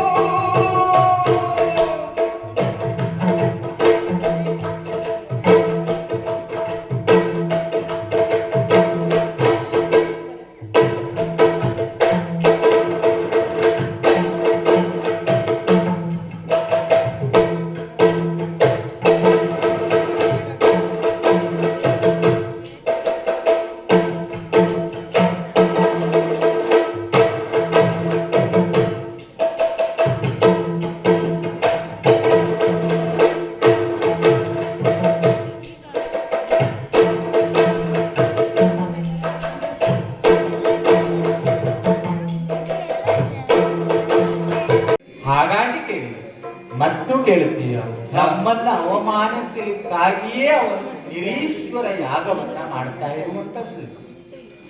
ಹಾಗಾಗಿ ನಾವು ಹೋಗುವುದು ಬೇಡ ಎನ್ನುವ ಕಾರಣಕ್ಕೆ ಅಂದ್ರೆ ನೀವು ಹೇಳುವುದಿಲ್ಲಿ ಈಶ್ವರನನ್ನ ಕರೆಯದೇ ಯಾಗ ಮಾಡ್ತಾ ಇದ್ದಾನೆ, ಹಾಗಾಗಿ ಹಾಗೆ ಹೇಳಿದ್ರೆ ಬನ್ನಿ. ಹೌದು. ಇಲ್ಲಾಂದ್ರೆ ಯಜ್ಞಗಳಿಗೆ ನಾವು ದೇವತೆಗಳು ಇದನ್ನ ನಮಮ್ಮ ಅಂತಾಗ ಹೋಗದೆ ಇರ್ತೇವೆ ಅಥವಾ ಹೋಗುವುದಕ್ಕಾದ್ರೆ ವೇಳೆ ಬೇಕಾಗ್ತದೆ. ಬಹುಶಃ ಈಗ ಆಗಿರಬಹುದು.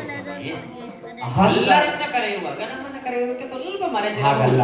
ಆದರೆ ನಿಮ್ಮನ್ನ ಮಂತ್ರಮುಖಿಯನ್ನು ಕರೆಯಬಹುದವರಲ್ಲಿ ಹಾಗಾಗಿ ಸಾಧ್ಯ ಇಲ್ಲ ಅಲ್ಲ. ಅದೇ ನಾನು ಹೇಳ್ತಾ ಇರುವುದು, ಅವಮಾನಿಸುವುದಕ್ಕಾಗಿಯೇ ಮಾಡ್ತಾ ಇರುವಂತಹ ಯಜ್ಞವಾಗಿರುವುದರಿಂದ ನಾವು ಹೋಗುವುದು ಬೇಡ. ಹಾಗೆ ಹೋಗುವುದಿಲ್ಲ. ನಿಮ್ಮ ಬಾಯಲ್ಲಿ ಯಾರು ನಾನು ಬೇಡ ನೀವು ಆಡಲೇ ಹೋಗದಿರೆಂಬ ವಚನವನ್ನು ಆಡಿ ಕೆಡಿಸದಿರೋ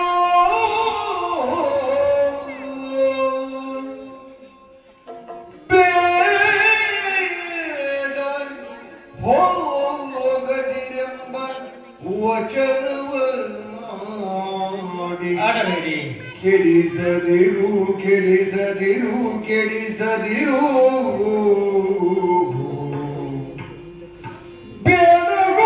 ಬೇಡಗೋಗದಿರೆಂಬ ವಚನವ ನೋಡಿ ಕೆಡಿಸದಿರೆಂಬ ಪತಿಯನ್ನು ಕಾದಿದರು ಬೇಡಿದಳು ಕಮಲಾಕ್ಷಿ. ಬೇಡಗೋಗದಿರೆಂಬ ವಚನವ ನೋಡಿ ಕೆಡಿಸದಿರೆಂಬ ಪತಿಯನು ಕಾದಿದಳು ಬೇಡಿದಳು ಕಮಲಾಕ್ಷಿ. ಕಂಬನಿ ತುಂಬಿ ಗೋಳಿಡುತ್ತ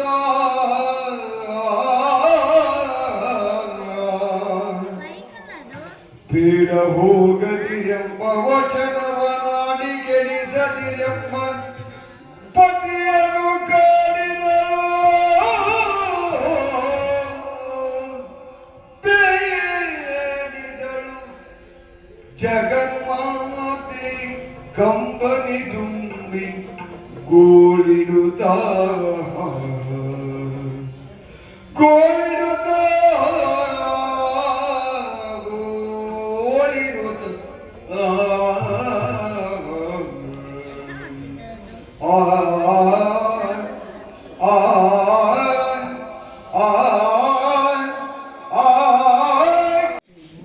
ಪ್ರಪಂಚದಲ್ಲಿ ನಿಮ್ಮ ಮಾತನ್ನ ಮೀರುವವರು ಯಾರಾದರೂ ಇದ್ದಾರಾ ಸ್ವಾಮಿ? ಒಂದು ವೇಳೆ ನಿಮ್ಮ ಮಾತನ್ನ ಮೀರಿದರೆ ಏನೇನು ಗತಿಯಾಗುತ್ತದೆ ಅಂತ ಪ್ರಪಂಚ ಮುಖದಲ್ಲಿ ಅನೇಕ ಉದಾಹರಣೆಗಳನ್ನು ನೋಡಿದ್ದೇವೆ. ಹಾಗಾಗಿ ಆಡಬೇಡಿ. ನಮ್ಮಪ್ಪ ದಕ್ಷ ನಿಮಗೆ ಅವಮಾನ ಮಾಡಿದನು. ಆ ಅವಮಾನವನ್ನ ದ್ವೇಷದ ರೀತಿಯಲ್ಲಿ ಮಾರ್ಪಡಿಸಿಕೊಂಡು ಹೊಸದೊಂದು ಯಜ್ಞವನ್ನ ಮಾಡ್ತಾ ಇದ್ದಾನ. ಆ ಯಜ್ಞಕ್ಕೆ ನಮಗೆ ಆಮಂತ್ರಣವಿಲ್ಲ. ನಾನು ಅದಕ್ಕೆ ನಿಮಗೆ ಬಹಳಷ್ಟು ಬಾರಿ ಹೇಳಿದ್ದೆ, ತಾಯಿ ಮನೆಗೆ ಹೋಗುವಾಗ ಆಮಂತ್ರಣದ ಅಗತ್ಯ ಇಲ್ಲ. ನೀವು ಹೇಳುತ್ತೀರಿ ನನಗೆ ತಾಯಿಯ ಮನೆ ಅಲ್ಲ. ಯಾಕೆ ಇಷ್ಟು ಹಠ ಮಾಡ್ತಾ ಇದ್ರಿ ಅಂತಾನೆ ನನಗೆ ಅರ್ಥ ಹೋಗಬೇಡ ಅಂತ ದಯಮಾಡಿ ಆಡಬೇಡಿ ಸ್ವಾಮಿ, ಆಡಬೇಡಿ. ಇಲ್ಲಿ ಎಷ್ಟು ಕಡಿಮೆ ಮಾಡಿದ್ದೀನಿ ಇಲ್ಲ, ನೀವು ಕಡಿಮೆ ಮಾಡಬೇಕು.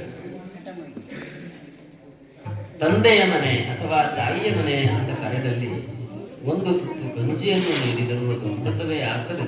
ಅಲ್ಲ, ಹಾಗಿಲ್ಲವಾಗಿತ್ತಲ್ಲ ನಿನ್ನ ತವರು ಮನೆ ನಿನ್ನ ಮದುವೆಯ ಪ್ರಸಂಗವನ್ನು ನೋಡಿ. ನೀವೇ ಹೇಳಿದಿರಿ ಅಲ್ಲೆಲ್ಲ ಆದದ್ದು ಹೇಗೆ? ನೀವು ಬರದ ಹಾಗಾಗಿದೆ, ನಾನು ಹೋಗದ ಹಾಗೆ ಆಗಿದೆ ಅಂತ ಹೇಳಿದಿರ. ನಾನು ನೀವು ಹೇಳಿದ ನಿರೀಶ್ವರ ಎನ್ನುವುದಕ್ಕೆ ನಾನೊಂದು ಅರ್ಥ ಕಲ್ಪಿಸಿಕೊಂಡಿದ್ದೇನೆ ಸ್ವಾಮಿ. ನಿಮ್ಮನ್ನ ಆಮಂತ್ರಣ ಕರೆಯಲಿಲ್ಲ, ಆಮಂತ್ರಣವನ್ನು ನಿಮಗೆ ಕೊಡಲಿ. ಅಲ್ಲಿ ಮಂತ್ರಮುಖಿಯನ್ನು ಕರೆಯುತ್ತಾರೆ ನನ್ನಪ್ಪ. ಯಾಕೆ ಅಂತಂದ್ರೆ ನಿಮ್ಮನ್ನು ಕರೆಯಲಿ ಪೂರ್ಣ ಆದೀತ. ಆವಾಗ ನೀವು ಬರಲೇಬೇಕು, ಅಥವಾ ನಿಮ್ಮ ಅಂಶ ತೇಜಸ್ಸಾದರೂ ನಿಮಗೆ ಬಂದೇ ಬರಲಿ. ನನ್ನಿಂದ ಹಾಗಾಗುವುದಿಲ್ಲ. ಅಲ್ಲಿಗೆ ಹೋಗದೆ ನನ್ನ ಮನಸ್ಸು ಕೇಳುವುದೇ. ಸತ್ಯದಲ್ಲಿ ನೀವೊಮ್ಮೆ ಬೇಡ ಅಂತ ಹೇಳಿಬಿಟ್ಟರೆ ನನ್ನಿಂದ ಹೋಗುವುದಕ್ಕೂ ಸಾಧ್ಯ ಇಲ್ಲ. ಗಂಡನ ಮಾತನ್ನ ಮೀರಿ ಯಾವ ಹೆಣ್ಣು ಹೋಗಬಾರದು. ಗಂಡ ಹೆಂಡಿನ ಸಂಬಂಧವೇ ಹಾಗಿರಲಿ. ಹೆಂಡತಿ ಎನ್ನುವವಳು ಪ್ರೀತಿಯಿಂದ ಹೇಳಿದ್ದು, ಕೆಲವು ಬಾರಿ ಅಧಿಕಾರದಿಂದ ಹೇಳಿದ್ದು. ನಮ್ಮ ಒಳಿತಕ್ಕೆ ಅಂತಲೇ ಗಂಡ ತಿಳಿದುಕೊಳ್ಬೇಕು. ಗಂಡನಾದರೂ ಎಲ್ಲಿಗಾದರೂ ಹೋಗುವಾಗ ಇಂಥಲ್ಲಿಗೆ ಹೋಗುವಾಗ ಜಾಗ್ರತೆ ಅಂತ ಹೇಳಿಕೊಳ್ಳಿದರೆ ನಾವು ಹೋಗುವುದಕ್ಕೆ ಒಂದು ಸಮ್ಮತಿ ಉಂಟು ಅಂತ. ಒಂದು ವೇಳೆ ಬೇಡ ಅಂತ ಹೇಳಿದರೆ ಅಸಮ್ಮತಿ ಉಂಟಾಗುತ್ತದೆ. ಭೂಲೋಕದಲ್ಲಿ ಕಾಣುವ ಸಾಮಾನ್ಯ ಜನರೊಳಗೆ ಈ ನಿಯಮ ಜಾರಿಯಲ್ಲಿರುವಾಗ ಜಗದಾದಿ ಪರಮಾತ್ಮ ಇಂಥವರಲ್ಲಿ ಬೇಡ ಎನ್ನುವಂತಹ ವಚನವನ್ನು ನಾನು ಕೇಳಿ ಮತ್ತೆ ಹೋಗಲಿಕ್ಕಾಗುತ್ತದೆ. ಆ ಮಾತನ್ನು ಆಡಬೇಡಿ. ನೋಡಿ ಪುರಗರನು ಬಂದಿವಾಗ ನೋಡಿ ಪುರಗರನು ಬಂದಿವಾಗ ನಿಶ್ಚಯಿಸಿ ಮಿಗೆ ಮಾತಾಡದೆ ಸುಮ್ಮನೆ ಕುಳಿತಿದರು. ಮಿಗೆ ಮಾತಾಡದೆ ಸುಮ್ಮನೆ ಕುಳಿತಿದರು.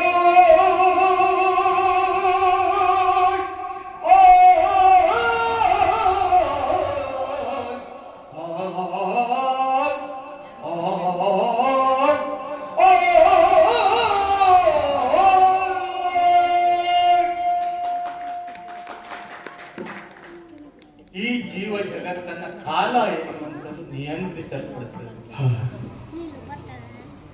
ಕಾಲ ಮೂಲಂ ಜಗತ್ಸರ್ವಂ. ಕಾಲವೆಂದೇ ಪ್ರತ್ಯಾಗನಾದಂತಹ ನನ್ನಿಂದಲೂ ಕೂಡ ಕಾಲವನ್ನು ನಿಯಂತ್ರಿಸಲಿಕ್ಕಾಗುವುದಿಲ್ಲ. ಭವದ ಜನರ ಬವಣೆಯನ್ನ ಕಣ್ಣೀರನ್ನ ಒರೆಸಬೇಕಾದ ಜಗನ್ಮಾತೆಯಾದಂತಹ ದೇವಿ ಸಾಮಾನ್ಯ ಮಧ್ಯ ಲೋಕದ ಮಹಿಳೆಯ ಹಾಗೆ ವರ್ತಿಸ್ತಾ ಇದ್ದಾರೆ. ಏನು ಮಾಡಿ ಯಾವ ಪರಿಂದ ಹೇಳಿದ್ರು ಕೂಡ ಇವಳು ಕೇಳ್ತಾ ಇದ್ರು. ನಿಲ್ಲು, ಹೋಗಬೇಡ ಅಂತ ಆಜ್ಞಾಪಿಸಬಹುದಿತ್ತು.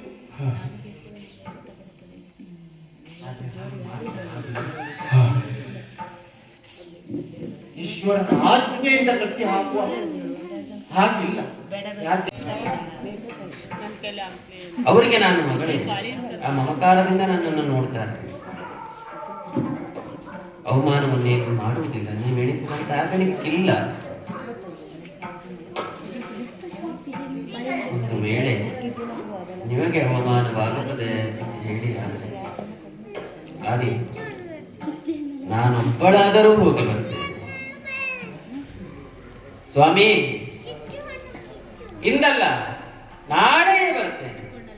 ಯಾಕಂದ್ರೆ ಹೋಗುವಾಗಲೇ ಗೊತ್ತಾಗುತ್ತದೆ. ಹೋಗಿ ಕೆಲವರೊಟ್ಟಿಗೆ ಮಾತಾಡಿ ಕುಶಲೋಪರಿಯನ್ನು ನೋಡಿಕೊಂಡು ನಾಳೆಯೇ ಬರ್ತೇನೆ, ಮತ್ತೆ ನಿಲ್ಲುವುದಿಲ್ಲ. ಹೋಗಲೇಬೇಕು ಅಂತ ಅನ್ನಿಸ್ತಾ ಇದೆ. ಸ್ವಾಮಿ, ಕಳುಹಿಕೊಡಿ. ಮಾತಾಡುತ್ತಿಲ್ಲ.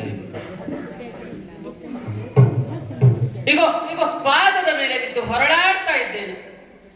ಒಮ್ಮೆ ಮಾತಾಡಿ ಹೋಗಿ ಬಾ ದಾಕ್ಷಾಯಿಣಿ ಅಂತ ಪ್ರೀತಿಯಲ್ಲಿ ಹೇಳಿ ಸ್ವಾಮಿ. ಒಂದು ಮಾತಾಡಿ ಸ್ವಾಮಿ, ಹೋಗಿ ಬರ್ತೇನೆ. ಒಂದು ಮಾತಾಡಿ. ಇವರು ಮಾತಾಡುವುದಿಲ್ಲ. ಇಲ್ಲಿಯೇ ನಿಲ್ಲುವುದಕ್ಕೆ ನನಗಾಗುವುದಿಲ್ಲ. ಅತ್ಯಂತ ಬಿಗಿಯಾಗಿ ನನ್ನನ್ನ ಮಮಕಾರ ಎಳೀತಾ ಇದೆ. ಅಲ್ಲಿ ಹೋಗಬೇಕು, ನನ್ನವರನ್ನು ನೋಡಬೇಕು. ಯಾವಾಗಲೂ ಅನಿಸುವ ಮಟ್ಟಿಗಲ್ಲ, ಮತ್ತು ಏನೋ ವಿಶೇಷವಾದ ಶಕ್ತಿಯೊಂದು ಎಳೀತಾ ಇದೆ ಅಂತ ಅನ್ನಿಸ್ತಾ ಇದೆ. ಒಟ್ಟಿನಲ್ಲಿ ನಾನು ಹೋಗಲೇಬೇಕಿಲ್ಲ. ಗಂಡನಾದರೂ ಒಂದು ಸಮ್ಮತಿಯನ್ನು ಕೊಟ್ಟರೆ ಹೋಗುವವಳಿಗೆ ಬಹಳ ಸಂತೋಷ ಅನ್ನಿಸ್ತದೆ. ಮಾತಾಡದಿದ್ದರೆ ಸ್ವಾಮಿ ಸ್ವಾಮಿ ಇಕೋ ಒಮ್ಮೆ ಹೂ ಇಷ್ಟಾದರೂ ಹೇಳಿ. ಶಿರವನ್ನಾದರೂ ತೂಗಿ ಸ್ವಾಮಿ, ಹೋಗಿ ಬರ್ತೇನೆ.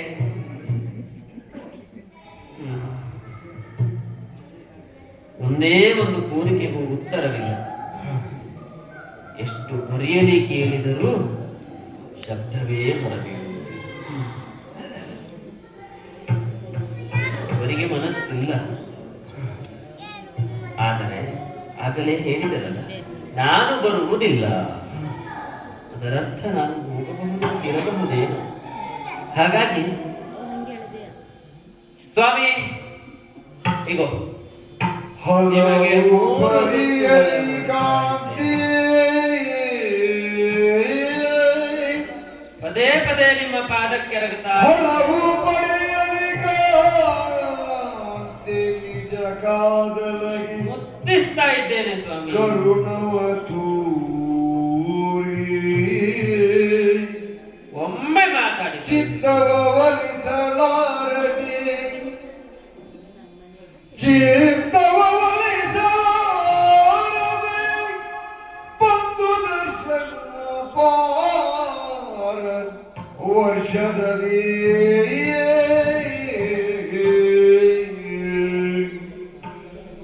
ಚಿತ್ತವ ಒಲಿಸಲಾರದೆ ಬಂದು ದರ್ಶನ ಪಾರ ವರ್ಷದಲ್ಲಿ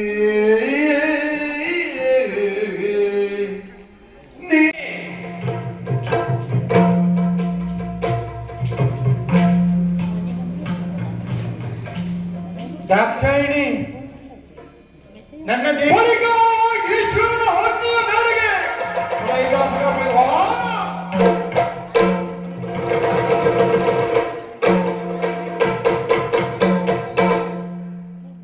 ಹೊರಟೇ ಬಿಟ್ಲಲ್ಲ. ನಂದಿ, ಭೃಂಗಿ ಎಲ್ಲರೂ ಬನ್ನಿ. ನಿಮ್ಮ ತಾಯಿ ಹೊರಟು ನಿಂತಿದ್ದಾಳೆ. ರಥವನ್ನ ಸಿದ್ಧಪಡಿಸಿ. ಎಲ್ಲ ವಾದನಗಳೊಂದಿಗೆ ಸಕಲ ಸಿದ್ಧತೆಯಿಂದ ಹೊರಟು ನಿಂತಿದ್ದಾಳೆ ನಿಮ್ಮ ತಾಯಿ. ಹೊರಡಿ. ಅವಳಿಗೆ ಏನು ಆಗದ ಹಾಗೆ ನೋಡಿಕೊಳ್ಳಿ. ನೀವೆಲ್ಲರೂ ಸೇರಿ ಅವಳ ಸಂಗಡವೇ ಇರಬೇಕು. ಏನು ಆಗದ ಹಾಗೆ ನೋಡಿಕೊಳ್ಳಿ. ನಿಮ್ಮ ತಾಯಿಯನ್ನ ನೋಡಿಕೊಳ್ಳಿ.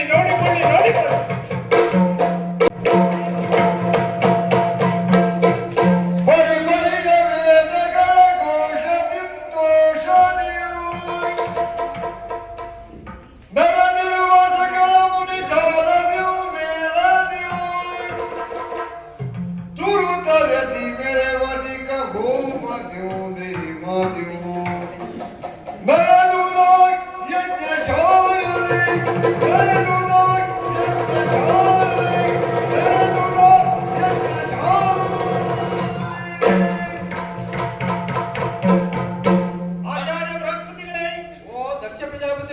ಮಾಡುವ ಯಾಗ ನಿರೀಶ್ವರ ಯಾಗವಾಗಬೇಕು. ನಿರೀಶ್ವರ ಯಾಗ ಯಾವುದೇ ಕಾರಣಕ್ಕೂ ಅವಿರ್ಪಾದ ಈಶನಿಗಿಲ್ಲ, ಬದಲಿಕ್ಕಿಲ್ಲ.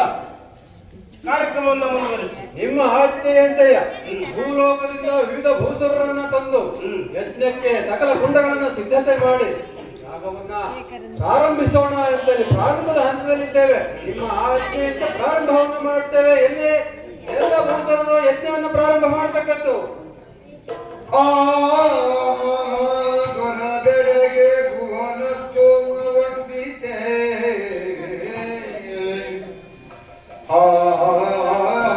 ಮಗ ದೊರದೆಡೆಗೆ ಭುವನ ಸ್ತೋಮವಂದಿತೆ ಬದ್ದು ಬದ್ದು ಸ್ತೋಮ ತಾಯಿ ತಂದೆಯರ ಕಾಣುತ್ತ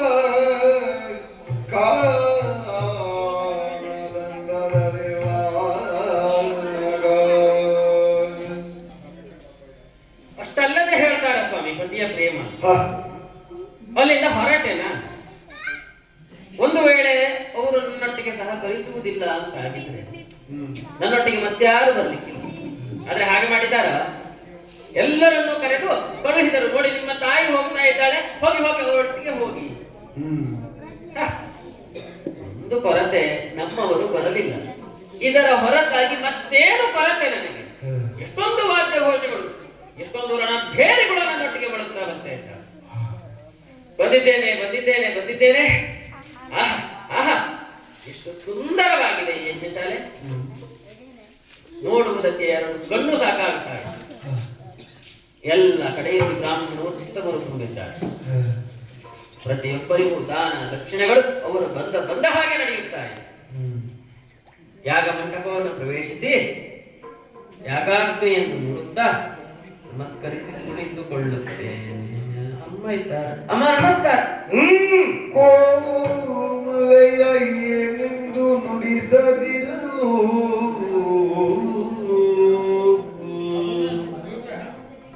ಅಮ್ಮನಿಗೆ ನಮಸ್ಕಾರ ಮಾಡಿದ್ರೆ ಅಮ್ಮ ತಿರುಗುವ ಹಾಗೇ ಇಲ್ಲ.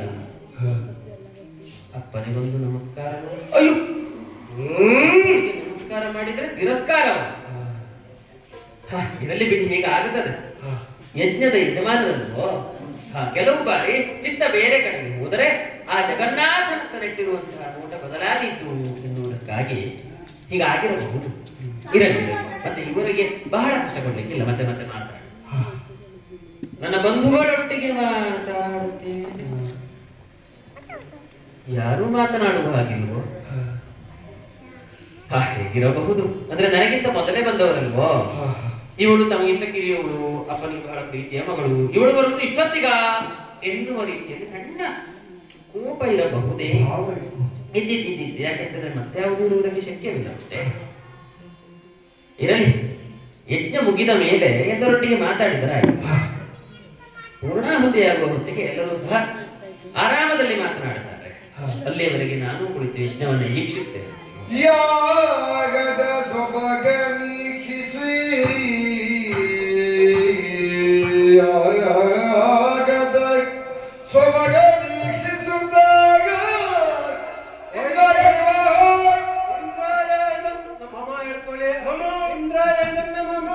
ಅಗ್ನಿಯೇ ಸ್ವಾಹ ಯಾಗದ ಸೊಬಗ ನೀಕ್ಷಿಸುತ್ತಾಗ ಜಗನ್ನಾಥೆ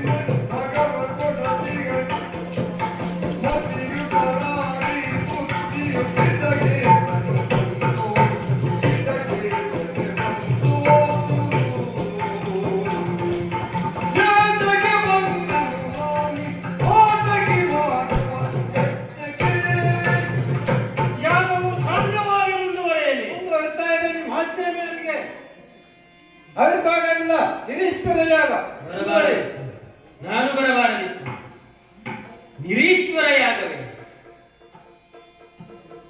ನನ್ನವರು ಒಮ್ಮೆ ಹೇಳಿದರು ನಿರೀಶ್ವರ ಯಾಗ. ನಾನು ಎಣಿಸಿದ್ದೇ ತಪ್ಪಾಯಿತು. ಸಾಕ್ಷಾತ್ ಆಗಿ ಬಿಡದೆ ಹೋದರೂ ಮಂತ್ರಮುಖೇನ ಕರೆಯುತ್ತಾರೆ ಅಂತ ನಾನು ಭಾವಿಸಿದೆ. ಭಾವನೆ ತಪ್ಪಾಯಿತು. ಯಾಕೆ ಬಂದೆ ನಾನು? ಬರಬಾರದಿತ್ತು. ನನ್ನಪ್ಪ ಅಲ್ಲ ಎಂದು ಪಾತಕಿಯಾಗಿ ನಮ್ಮವರಿಗೆ ನಮ್ಮವರೊಬ್ಬರಿಗೆ ಆವಿರ್ಭಾಗವನ್ನು ಕೊಡುವುದಿಲ್ಲ. ಎಂತಹ ಇಂತಹ ಪಾತಕಿ ಮಾಡುವ ಯಜ್ಞಕ್ಕೆ ಬರಬಾರದಿತ್ತು. ನಾನು ಬರಬಾರದಿತ್ತು. ಯಾಕಾಗಿ ಬಂದೆ?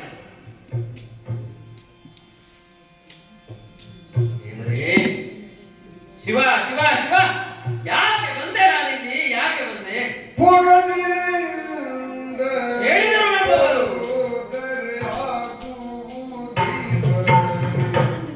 ಹೇಳಲೇ ಇಲ್ಲ.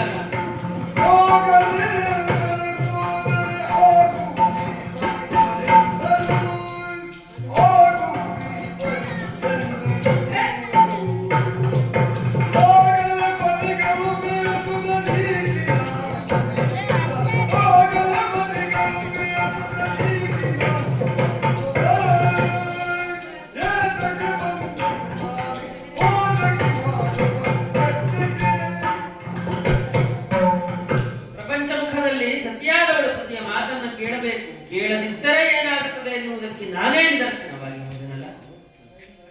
ಹೇಳಿದರು ನಮ್ಮವರು ಹೋಗಬೇಡ, ಕೇಳಲಿಲ್ಲ. ಮಮಕಾರ ಎಳೀತದೆ, ಅದಕ್ಕೂ ಹೆಚ್ಚಿನದೇನೋ ಸೆಳೆಯುತ್ತದೆ ಅಂತ ಬಂದೆ ನಾನು. ಬರಬಾರದಿತ್ತು. ನಾನು ಇಂತಹ ಪರಮ ಪಾತಕಿಗಳು ಮಾಡ್ತಾ ಇರುವಂತಹ ಏನು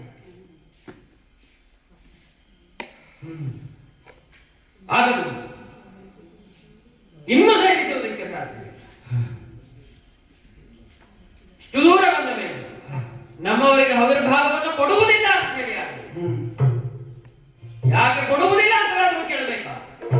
ನಿನ್ನ ಗಂಡ ಏನು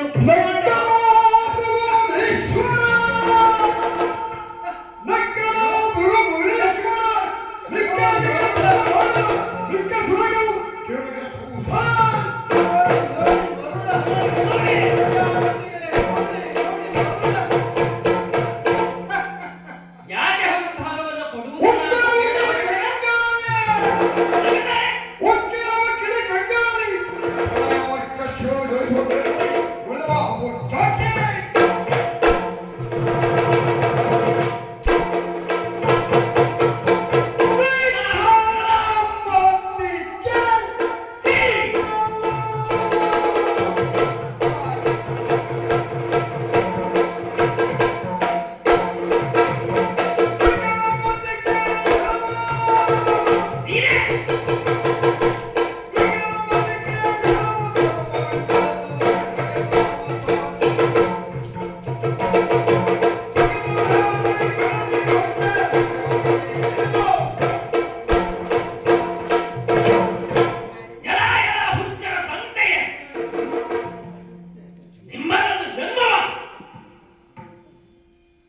ಈ ವಿಕಲವತಿ ಮಾಡ್ತಾ ಇದ್ದಾನೆ ಯಜ್ಞವನ್ನು.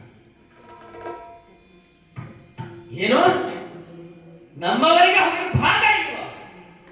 ಇವನ ಯಜ್ಞವನ್ನ ಇವನ ಕೊಡುವ ಹವಿಸ್ತನ್ನ ತಿನ್ನಲಿಕ್ಕೆ ಇಲ್ಲಿ ನೆರೆದಿರುವವರು ಯಾರು? ಇವರೆಲ್ಲರೂ ಯಾವತ್ತಿಗೂ ನಮ್ಮವರೊಟ್ಟಿಗೆ ಹೋಗಿ ತಮ್ಮ ಪಾಲೆಯಲ್ಲಿ ಅಂತ ಕೇಳುವುದು. ಇವತ್ತು ನಮಗೆ ಯಾರಿಗೂ ಪಾಲು ತೆಗೆದುಕೊಳ್ಳುವಾಗ ನಮ್ಮವರ ನೆನಪು ಬರಲಿಲ್ಲ ಅಲ್ವಾ?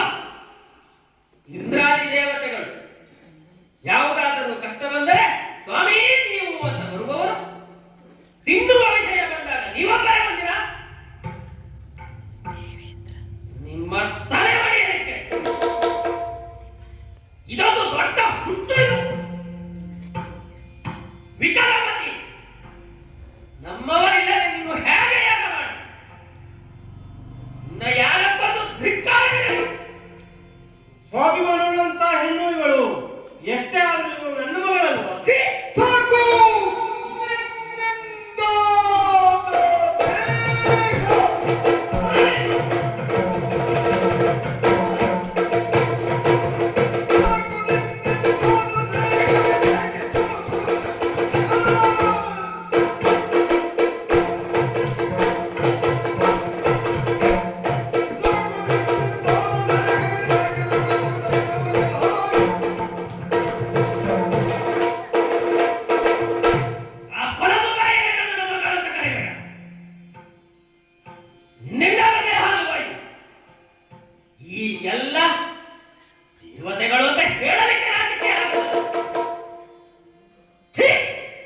ಪುಣ್ಯಗಳ ಇಲ್ಲಿಗೆ ಬಂದು ನಮ್ಮವರನ್ನ ಹೊರತಾಗಿಸಿ ನೀವೊಬ್ಬರೇ ಇದ್ದೀರಯ್ಯ. ನಿಮ್ಮನ್ನ ಕರೆದಂತಹ ಈ ದುಷ್ಟ ಏನಂತ ಕರೆದ? ಮಗಳ ಸುಟ್ಟಲು ನೀನು ಕೊಟ್ಟ ದೇಹವನ್ನು ಇನ್ನಂಥವನ ಮಗಳಾಗಿ ಬದುಕಬೇಕಾದ ಅಗತ್ಯತೆ ನನಗಿಲ್ಲವೇ?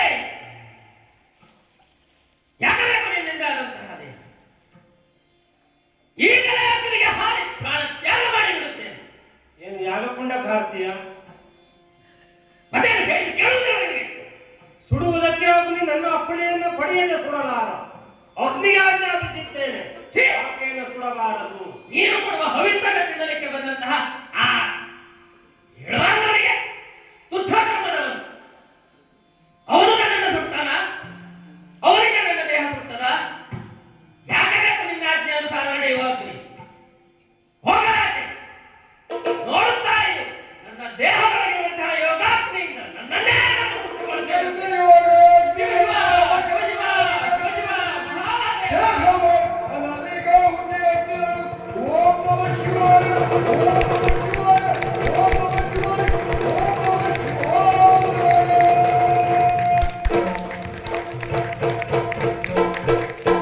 ಯಾರು ಅವಸರ ಪಡಬೇಡಿ.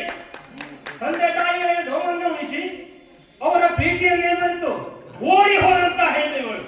ಇವರಿಗೆ ಆಗಬೇಕಾದ ಶಿಕ್ಷೆ ಆಗಿದೆ. ಯಾಗ ಮುಂದುವರೆಯಲಿ.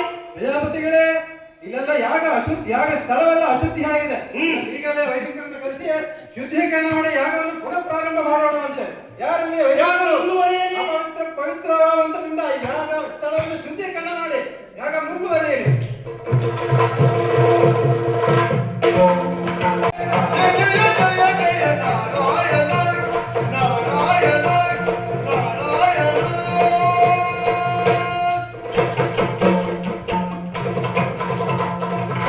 ನಾರಾಯಣ ನಾರಾಯಣ. ದಕ್ಷನ ಆಸ್ಥಾನದಲ್ಲಿ ದಾಕ್ಷಾಯಿಣಿಯು ನಿರೀಶ್ವರ ಯಾಗಕ್ಕೆ ಹೋಗಿ ಅಲ್ಲಿ ತನ್ನ ಪ್ರಾಣವನ್ನ ತ್ಯಾಗ ಮಾಡಿ ಆ ವಿಚಾರವನ್ನ ಹೇಳಲಿಕ್ಕಾಗಿ ನಾನು ಬಂದಿದ್ದೇನೆ. ನಾನು ಯಾರು? ತ್ರಿಲೋಕ ಸಂಚಾರಿ. ಅಲ್ಲಿಯ ವಿಚಾರವನ್ನ ಈಶ್ವರನಿಗೆ ತಿಳಿಸಿ ನಾನಿನ್ನು ಹೊರಡುತ್ತೇನೆ. ಈಶ್ವರನಲ್ಲಿ ಇದ್ದಲ್ಲಿ ನಾನು ಹೋಗ್ತಾ ಇದ್ದೇನೆ. ನಾರದರ ನಿಮ್ಮ ಮುಖದಲ್ಲಿ ಮಂದಹಾಸ ಕರಗಿ ಏನೋ ಚಿಂತೆಯಲ್ಲಿ ಇದ್ದಂತೆ ಭಾಸವಾಗ್ತಾ ಇದೆಯಲ್ಲ. ನಾರದರೆ, ಒಂದು ಪ್ರಸಂಗ ಆಗುವುದು. ನನ್ನಿಂದ ಇಲ್ಲಿಂದ ದೇವಿ ಹೊರಟ ದೇವಿ ಪ್ರಾಚೀನ ಬರಗಿ ಎನ್ನುವಲ್ಲಿಗೆ ಹೋಗಿ ಇನ್ನೂ ತಿರುಗಿ ಬಂದಿಲ್ಲ. ಅದೇ ಯೋಚನೆಯಲ್ಲಿ ಇದ್ದೆ. ಈಗ ನೀವು ಬಂದಿರಲ್ಲ, ತ್ರಿಲೋಕ ಸಂಚಾರಿಗಳಾದ ನಿಮ್ಮಲ್ಲಿ ಏನಾದ್ರೂ ವಾರ್ತೆಗಳಿದೆ? ಅದೇ ವಿಚಾರಕ್ಕಾಗಿ ಬಂದಿದ್ದು.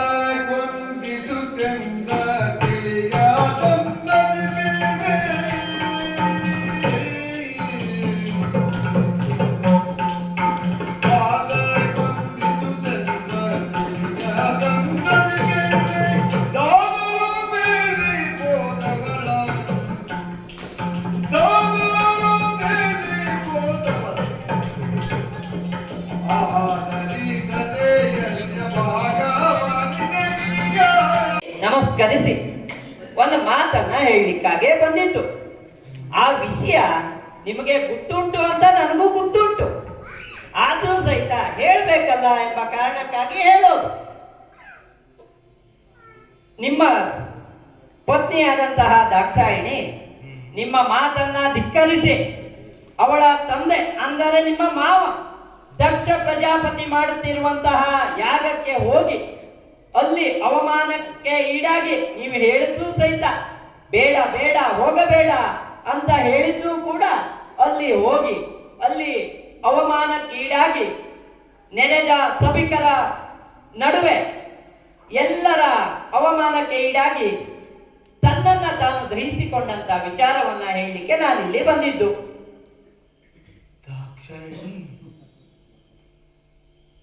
ದಾಕ್ಷಾಯಿಣಿ ತನ್ನನ್ನ ತಾನು ದಹಿಸಿಕೊಂಡು ನಾನಿನ್ನು ಬರ್ತೇನೆ. ಈ ವಿಚಾರವನ್ನ ನಿಮಗೆ ಹೇಳಿ ಹೋಗೋಣ ಅಂತಲೇ ಬಂದಿದ್ದು. ನಾನಿನ್ನು ಬರ್ತೇನೆ. ನಾರಾಯಣ.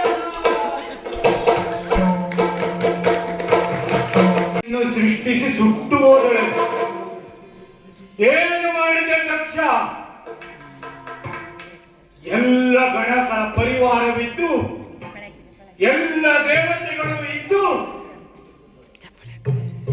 ನನ್ನ ದಾಕ್ಷಾಯಿಣಿ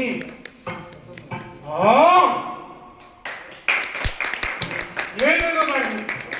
ಏನನ್ನು ಮಾಡಬೇಕು? ಕ್ರೋಧಾಗ್ನಿ ಉಕ್ಕುತ್ತಾ ಇದೆ.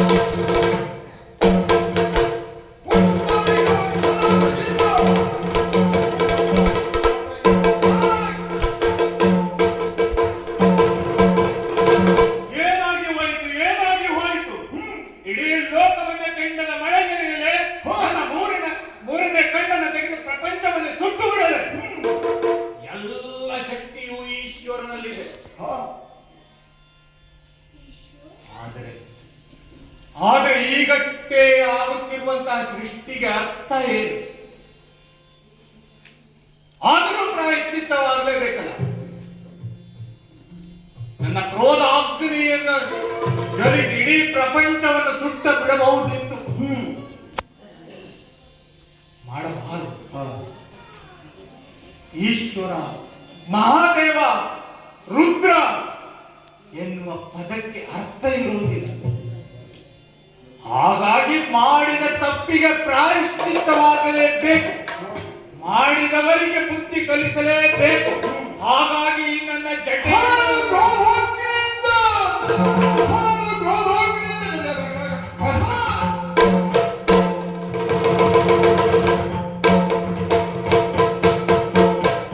ನನ್ನ ಈ ಜಟೆಯನ್ನು ನೆಲಕ್ಕೆ ಪಡೆಯುತ್ತೇನಂತ ಏನಾಗುತ್ತದೆ ನೋಡೋಣ.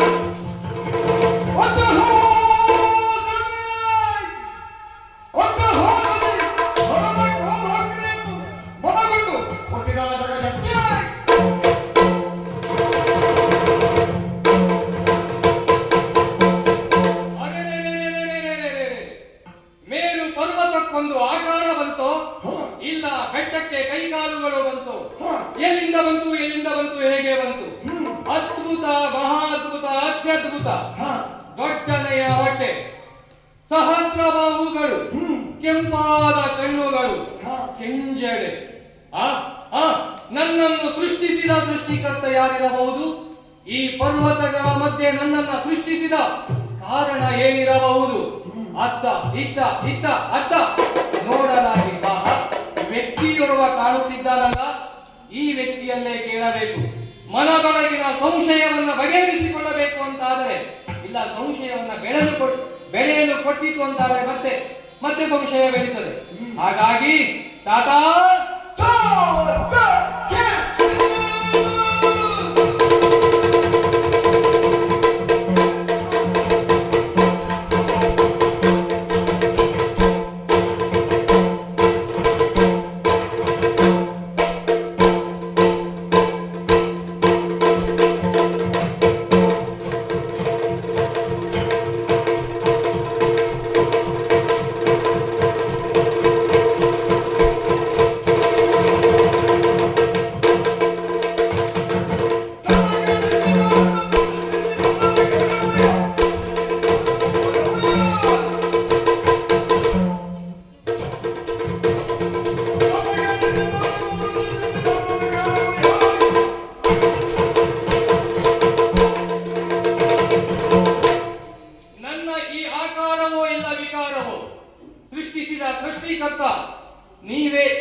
ಹೌದು ಅನ್ನುವ ಕಾರಣದಿಂದ ನಿಮ್ಮನ್ನು ಅಯ್ಯ, ತಾತ, ತಂದೆ ಅಂತ ಸಂಬೋಧಿಸಿದ್ದೇನೆ.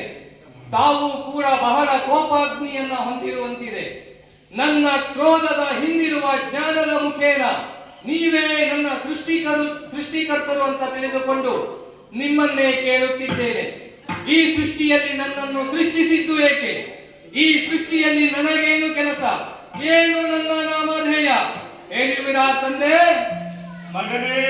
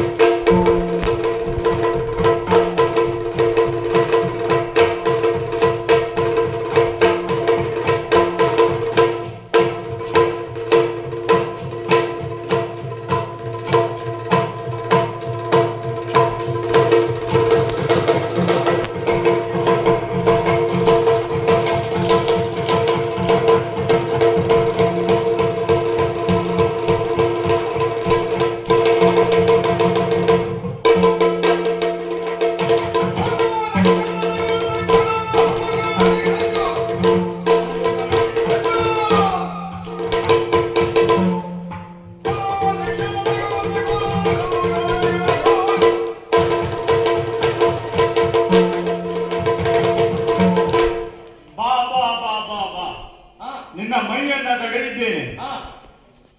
ನೀನೊಂದು ಪರ್ವತವಲ್ಲ. ಪ್ರತಿಯೊಂದು ಸೃಷ್ಟಿಗೂ ಒಂದೊಂದು ಕಾರಣವಿರ್ತದೆ. ಅದರಲ್ಲೂ ನೀನು ಈಶ ಸೃಷ್ಟಿ. ನಿನ್ನನ್ನ ಸೃಷ್ಟಿಸುವುದಕ್ಕೆ ಮೊದಲು ನಿನಗೆ ನಾಮಕರಣವನ್ನ ಮಾಡುತ್ತೇನೆ. ವೀರತೆಯಿಂದಲೂ ಭದ್ರತೆಯಿಂದಲೂ ಕೂಡಿರುವಂತಹ ನಿನ್ನನ್ನ ವೀರಭದ್ರ ಎಂದು ಇವತ್ತಿನಿಂದ ನಿನ್ನನ್ನ ನಾಮಧೇಯ. ಆಗಲೇ ಹೇಳಿದ ಹಾಗೆ ನಿನ್ನ ಸೃಷ್ಟಿಗೆ ಒಂದು ಬಲವಾದಂತಹ ಕಾರಣ ಇದೆ. ಪ್ರಾಚೀನ ಬರಹಿ ಎನ್ನುವಲ್ಲಿ ಪ್ರಾಚೀನ ಬರಹಿ ಎನ್ನುವಂತಹ ಒಂದು ನಗರವಿದೆ. ಅಲ್ಲಿ ನಡೆದಿರುವಂತಹ ಒಂದು ಯಜ್ಞದಲ್ಲಿ ನಿನ್ನ ತಾಯಿಯಾದಂತಹ ದಾಕ್ಷಾಯಣಿ ದೇಹಾಗ್ನಿಯಿಂದ ದಹಿಸಿ ಹೋದಳು. ಆ ದೇಹಾಗ್ನಿಯಿಂದ ದಹಿಸಿ ಹೋಗುವುದಕ್ಕೆ ಕಾರಣ ಅವಳ ತಂದೆ ಮಾಡಿರುವಂತಹ ಯಜ್ಞ. ನನ್ನ ತಾಯಿ ನಾನು ಎನಿಸುವ ಮೊದಲೇ ದಹಿಸಿ ಹೋದಳೆ. ಹೌದು. ಅದಕ್ಕೆ ಹಾಗಾಗಿ ಅದನ್ನೆಲ್ಲ ಮಾಡಿದಂತಹ ದಕ್ಷ ಆ ದಕ್ಷನನ್ನ ನೀನು ತಲೆಯನ್ನ ಕಡಿದು ಅದೇ ಯಜ್ಞಕ್ಕೆ ಸಮರ್ಪಿಸಬೇಕು. ದಕ್ಷನ ತಲೆಯನ್ನ ಕಡಿಯಬೇಕು. ಅದೇ ಅಲ್ಲದೆ ಎಲ್ಲ ದೇವಾನು ದೇವತೆಗಳು ಅಲ್ಲಿ ಇದ್ದಾರೆ. ಯಾರು ಅಡ್ಡಿ ಬಂದರು ಅವರನ್ನೆಲ್ಲವನ್ನ ನಿಗ್ರಹಿಸಿ ಅವರಿಗೆಲ್ಲರಿಗೂ ಪಾಠವನ್ನ ಕಲಿಸಬೇಕು. ಅಲ್ಲಿ ಗುರುವಾದಂತಹ ಬೃಹಸ್ಪತಿ ಇದ್ದಾನೆ. ಅವನ ಖಡ್ಗವನ್ನ ಜಗಿ ಎಳೆಯಬೇಕು. ಹಾಗೆ ಎದುರು ಬಂದಂತಹ ಅವರ ಹಲ್ಲನ್ನು ಮುರಿಯಬೇಕು. ಒಟ್ಟಾರೆಯಾಗಿ ಯಜ್ಞ ಎನ್ನುವಂಥದ್ದು ಸಂಪೂರ್ಣವಾಗಿ ಹಾಳಾಗಬೇಕು. ಅವರಿಗೆ ಮಾಡಿದಂತಹ ಎಲ್ಲರಿಗೂ ಪ್ರಾಯಶ್ಚಿತ್ತವಾಗಬೇಕು. ಹಾಗಾಗಿಯೇ ನಿನ್ನ ಸೃಷ್ಟಿ. ಇದು ನನ್ನ ಕೈಯಲ್ಲಿರುವ ಖಡ್ಗವನ್ನ ನಿನಗೆ ಕೊಡ್ತಾ ಇದ್ದೇನೆ. ಇದು ಇವತ್ತಿನಿಂದ ನಿನ್ನ ಕಾರ್ಯ. ನಿನಗೆ ಯಶಸ್ಸಾಗಲಿ. ನಾನು ಧ್ಯಾನಾವಸ್ಥೆಯಲ್ಲಿ ಇರುತ್ತೇನೆ. ಹೋಗಿ ಬಾ, ನಿನಗೆ ಒಳ್ಳೆಯದಾಗಲಿ, ಒಳ್ಳೆಯದಾಗಲಿ, ಒಳ್ಳೆಯದಾಗಲಿ. ತಂದೆ ಹೇಳಿತು ನಿನ್ನನ್ನು ಸೃಷ್ಟಿಸಿದ್ದೇ ಕೊಲ್ಲಲಿಕ್ಕಾಗಿ ಅಂತ. ಅದಲ್ಲದೆ ಖಡ್ಗವೊಂದನ್ನು ನೀಡಿದ್ದಾನೆ. ದಕ್ಷನ ತಲೆಯನ್ನ ಕಡಿಯಬೇಕು.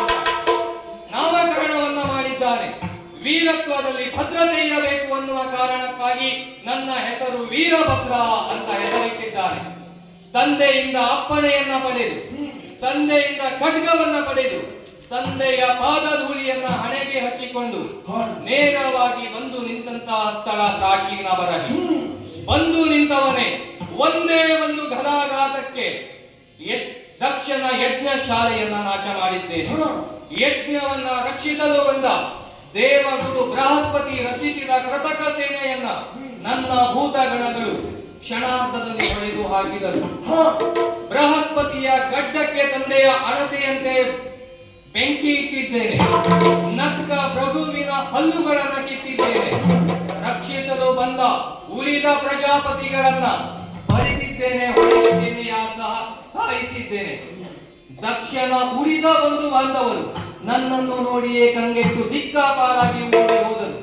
ಆ ಯಜ್ಞವನ್ನ ತಡೆಯಲಿಕ್ಕೆ ಬಂದ ಉಳಿದ ದೇವತೆಗಳು ಅಗ್ನಿ, ವರುಣ, ವಾಯು, ಯಮ, ಕುಬೇರ ಈ ಎಲ್ಲರನ್ನು ಬಡಿದಿದ್ದೇನೆ. ಪರಿಸ್ಥಿತಿ ಹೇಗಾಯ್ತು ಗೊತ್ತುಂಟಾ? ಇವತ್ತಿನ ಪರಿಸ್ಥಿತಿಯಲ್ಲಿ ಅಗ್ನಿಗೆ ವಾಯು ಗಾಳಿ ಬೀಸಬೇಕು, ವಾಯುವಿಗೆ ವರುಣ ನೀರು ಹಾಕಬೇಕು. ದಿಂದ ಪೆಟ್ಟು ಆಗಿದೆ ಅಂತ ಮತ್ತು ಯಜ್ಞವನ್ನು ರಕ್ಷಿಸಲು ಬರ್ತಾ ಇದ್ದಾರಲ್ಲ.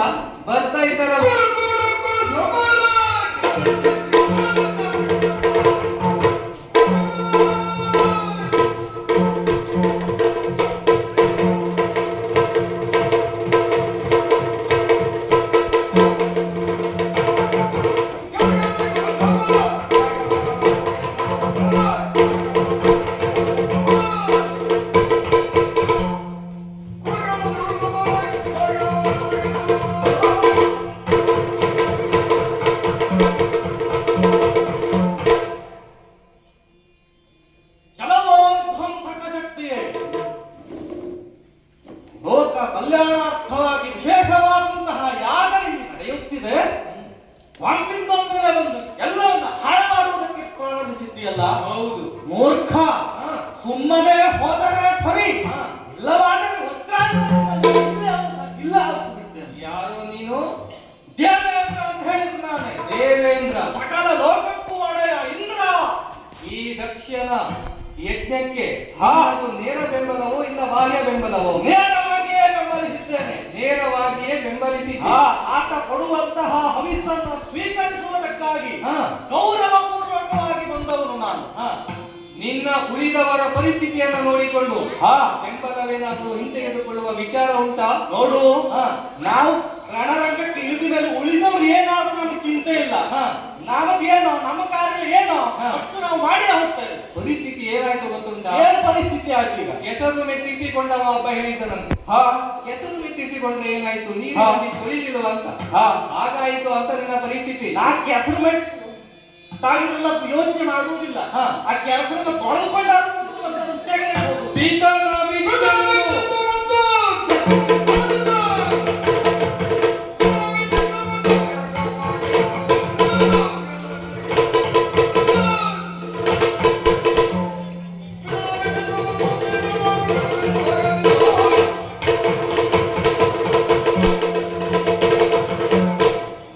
ನನಗೆ ಈಗ ಅನಿಸ್ತಾ ಉಂಟು, ಏನು ನಿಮಗೆ ಕೊಟ್ಟಿದ್ದು ಸ್ವಲ್ಪ ಹೆಚ್ಚಾಯ್ತು ಅಂತ.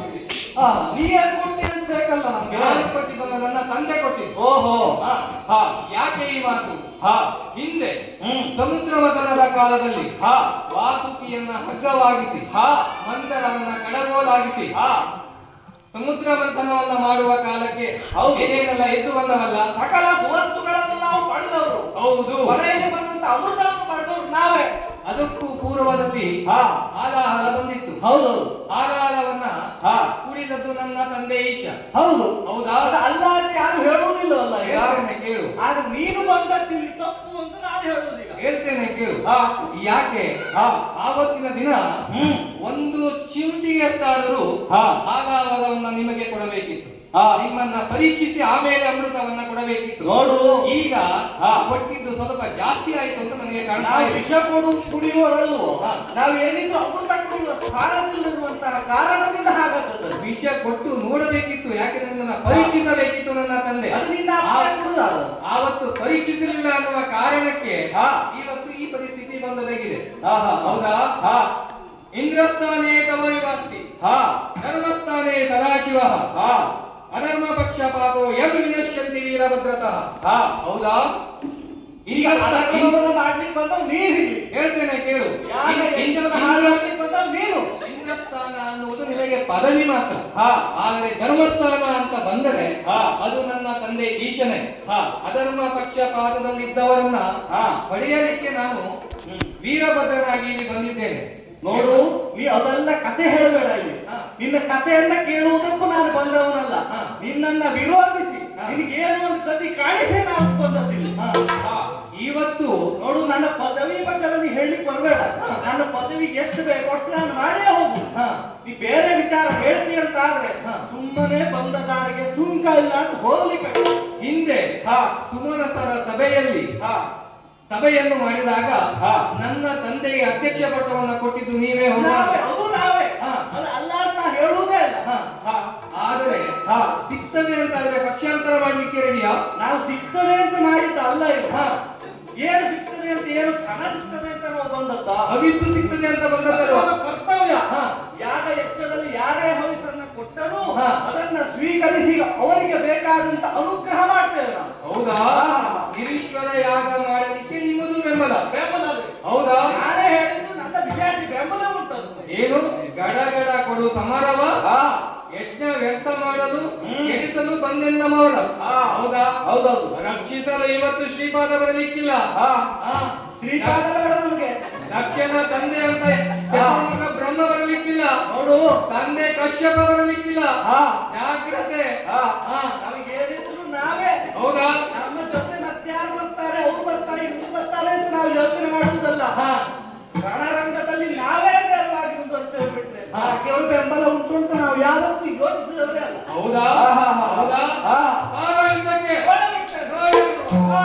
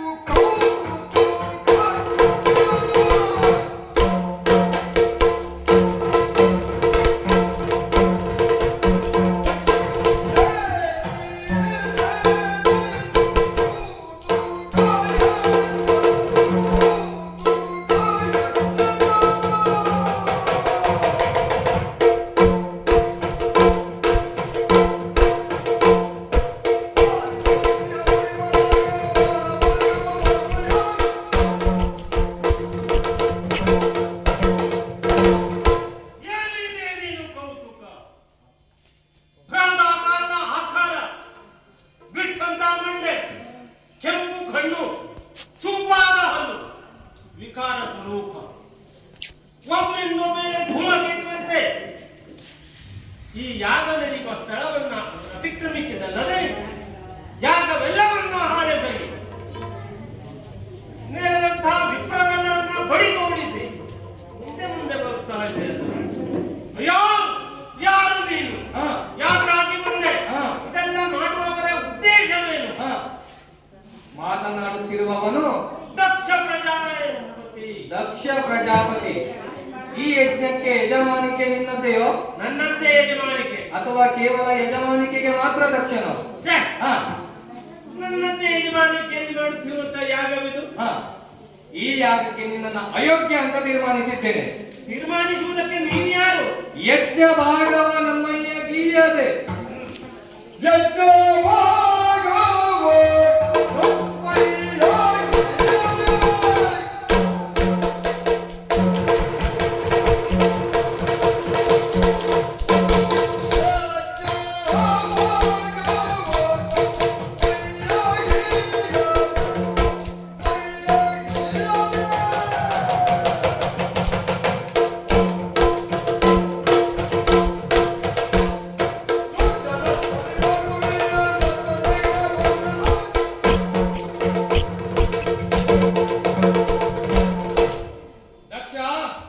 ಮಾಡುವ ಕಾರ್ಯದಲ್ಲಿ ದಕ್ಷತೆ ಇರಬೇಕು, ಪ್ರಬುದ್ಧತೆ ಇರಬೇಕು. ಲೋಕದಲ್ಲಿ ನಡೆಯುವ ಸಮಸ್ತ ಕಾರ್ಯಗಳಿಗೂ ನಿಬಂಧನೆ ಅನ್ನುವುದು ಉಂಟು. ಅರ್ಧಕ್ಕೆ ನಿಂತ ಯಜ್ಞಗಳುಂಟು, ವೈಯಕ್ತಿಕ ಯಜ್ಞಗಳುಂಟು, ಕಾಮ್ಯದ ಯಜ್ಞಗಳುಂಟು, ಇಷ್ಟಕಾಮ್ಯ ಅನ್ನುವುದು ಉಂಟು. ಯಜ್ಞ ಅಂದರೇನು? ನಮಗೆ ಬೇಕಾದದ್ದನ್ನು ಪಡೆಯುವುದು. ಹೌದಾ? ಇದು ನನ್ನದ್ದಲ್ಲ, ಇದು ನನ್ನದ್ದಲ್ಲ, ಇದು ನನ್ನದ್ದಲ್ಲ ಅಂತ ಬಿಡುತ್ತಾ ಬಿಡುತ್ತಾ ಬಿಡುತ್ತಾ ಅಂತಿಮವಾಗಿ ನಮ್ಮದ್ದು ಅಂತ ಮಾಡುವ ಕಾರ್ಯಕ್ಕೆ ಯಜ್ಞ ಅಂತ ಕರೀತೇವೆ. ಆದರೆ ನೀನು ಮಾಡಿದ್ದು ಏನು? ನಿನ್ನ ತನವನ್ನ ಗಟ್ಟಿ ಮಾಡುವುದಕ್ಕೋಸ್ಕರ ಇದು ನನ್ನದ್ದು, ಇದು ನನ್ನದ್ದು, ಇದು ನನ್ನದ್ದು ಅಂತ, ಇದು ಅವಳದ್ದಲ್ಲ ಅನ್ನುವ ತೀರ್ಮಾನಕ್ಕೆ ನೀನು ಬಂದು ನಿಂತಿದ್ದಿ. ಇಲ್ಲದೆ ಹೋದರೆ ಈಶಾನನಿಗೆ ಹವಿಸ್ಸನ್ನು ಕೊಡುವ ಕಾಲಕ್ಕೆ ನೀನು ಈಶಾನನಿಗೆ ಹವಿಸ್ ಇಲ್ಲ ಅಂತ ಅವನನ್ನ ಹವಿರ್ಭಾಗವನ್ನ ಕೊಡುವುದನ್ನ ತಡೆದಿದ್ದಿ. ಅಷ್ಟದಿಕ್ಪಾಲಕರಿಗೆ ಹವಿಸ್ಸನ್ನು ಕೊಡುವಾಗ ನೀನು ತಡೆದಿದ್ದಿ ಅಂತ ಆದರೆ ನೀನು ಮಾಡುವ ಯಜ್ಞದ ಕಾರ್ಯದಲ್ಲಿ ಸರಿ ಇಲ್ಲ ಅಥವಾ ಕ್ರಮ ಸರಿ ಇಲ್ಲ ಅಂತ ಆಯಿತು. ಹೌದಾ?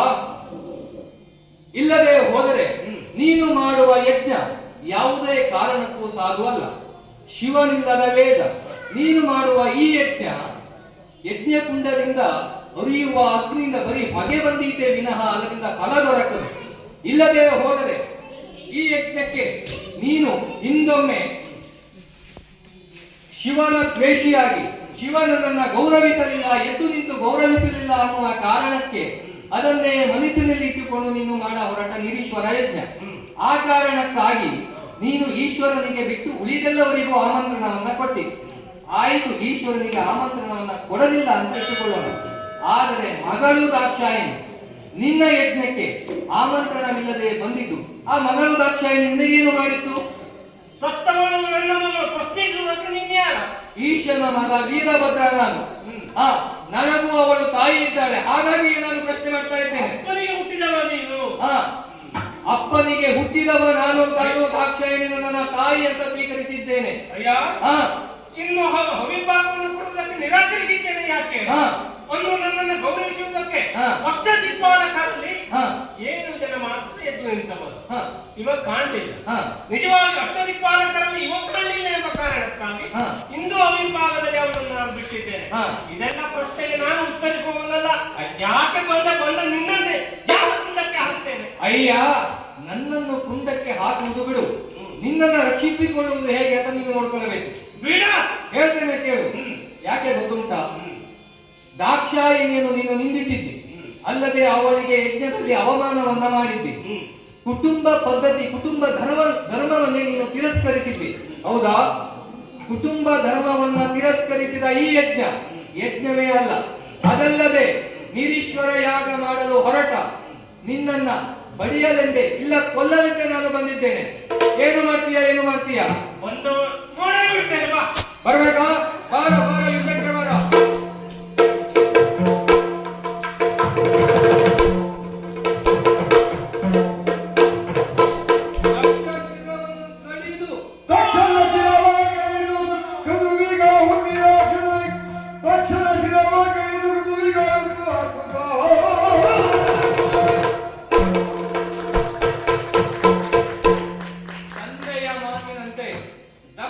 ಶಿರವನ್ನ ಕಡಿದು ಹೋಮಕುಂಡಕ್ಕೆ ಎಸೆದಿದ್ದೇನೆ. ಉಳಿದವರನ್ನೆಲ್ಲ ಮೊದಲೇ ಬಡಿದಿದ್ದಾಯಿತು. ತಂದೆ ಹೇಳಿದ್ದು ಅಲ್ಲಿ ಏನಾಯಿತು ಅಂತ ಬಂದು ಹೇಳಬೇಕಂತೇಳಿ. ಹಾಗಾಗಿ ಕೈಲಾಸಕ್ಕೆ ಹೋಗಿ ಇಲ್ಲಿ ನಡೆದ ಎಲ್ಲ ವಿದ್ಯಮಾನಗಳನ್ನ ತಂದೆ ಈಶನಿಗೆ ಒಪ್ಪಿಸಿದ್ದೇನೆ. ತಂದೆ, ಇನ್ನು ಮುಂದೆ ನನಗೇನು ಕೆಲಸ ಅಂತ ಕೇಳಲಾಗಿ ತಂದೆ ಹೇಳಿದ್ದು, ಮಗನೇ, ಊರ ಹೊರಬಾಗಿಲನ್ನು ನೀನು ಬಾಗಿಲನ್ನ ಕಾಯ್ತಾ ಇರಬೇಕು. ಮತ್ತೊಮ್ಮೆ ಧರ್ಮಕ್ಕೆ ಅಪಚಾರ ಬಂದಾಗ, ಇಲ್ಲ ಭೂತಗಳಿಂದ ದುಷ್ಟರಿಂದ ಏನಾದರೂ ಸಮಸ್ಯೆ ಬಂದರೆ ನಾನು ಮತ್ತೆ ನಿನ್ನನ್ನು ಕರೀತೇನೆ.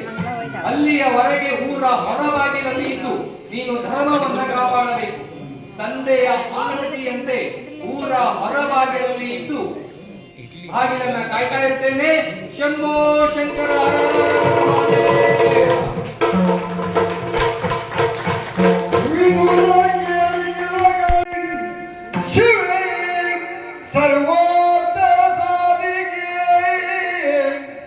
ಶರಣ್ಯೇ ತ್ರ್ಯಂಬಕೇ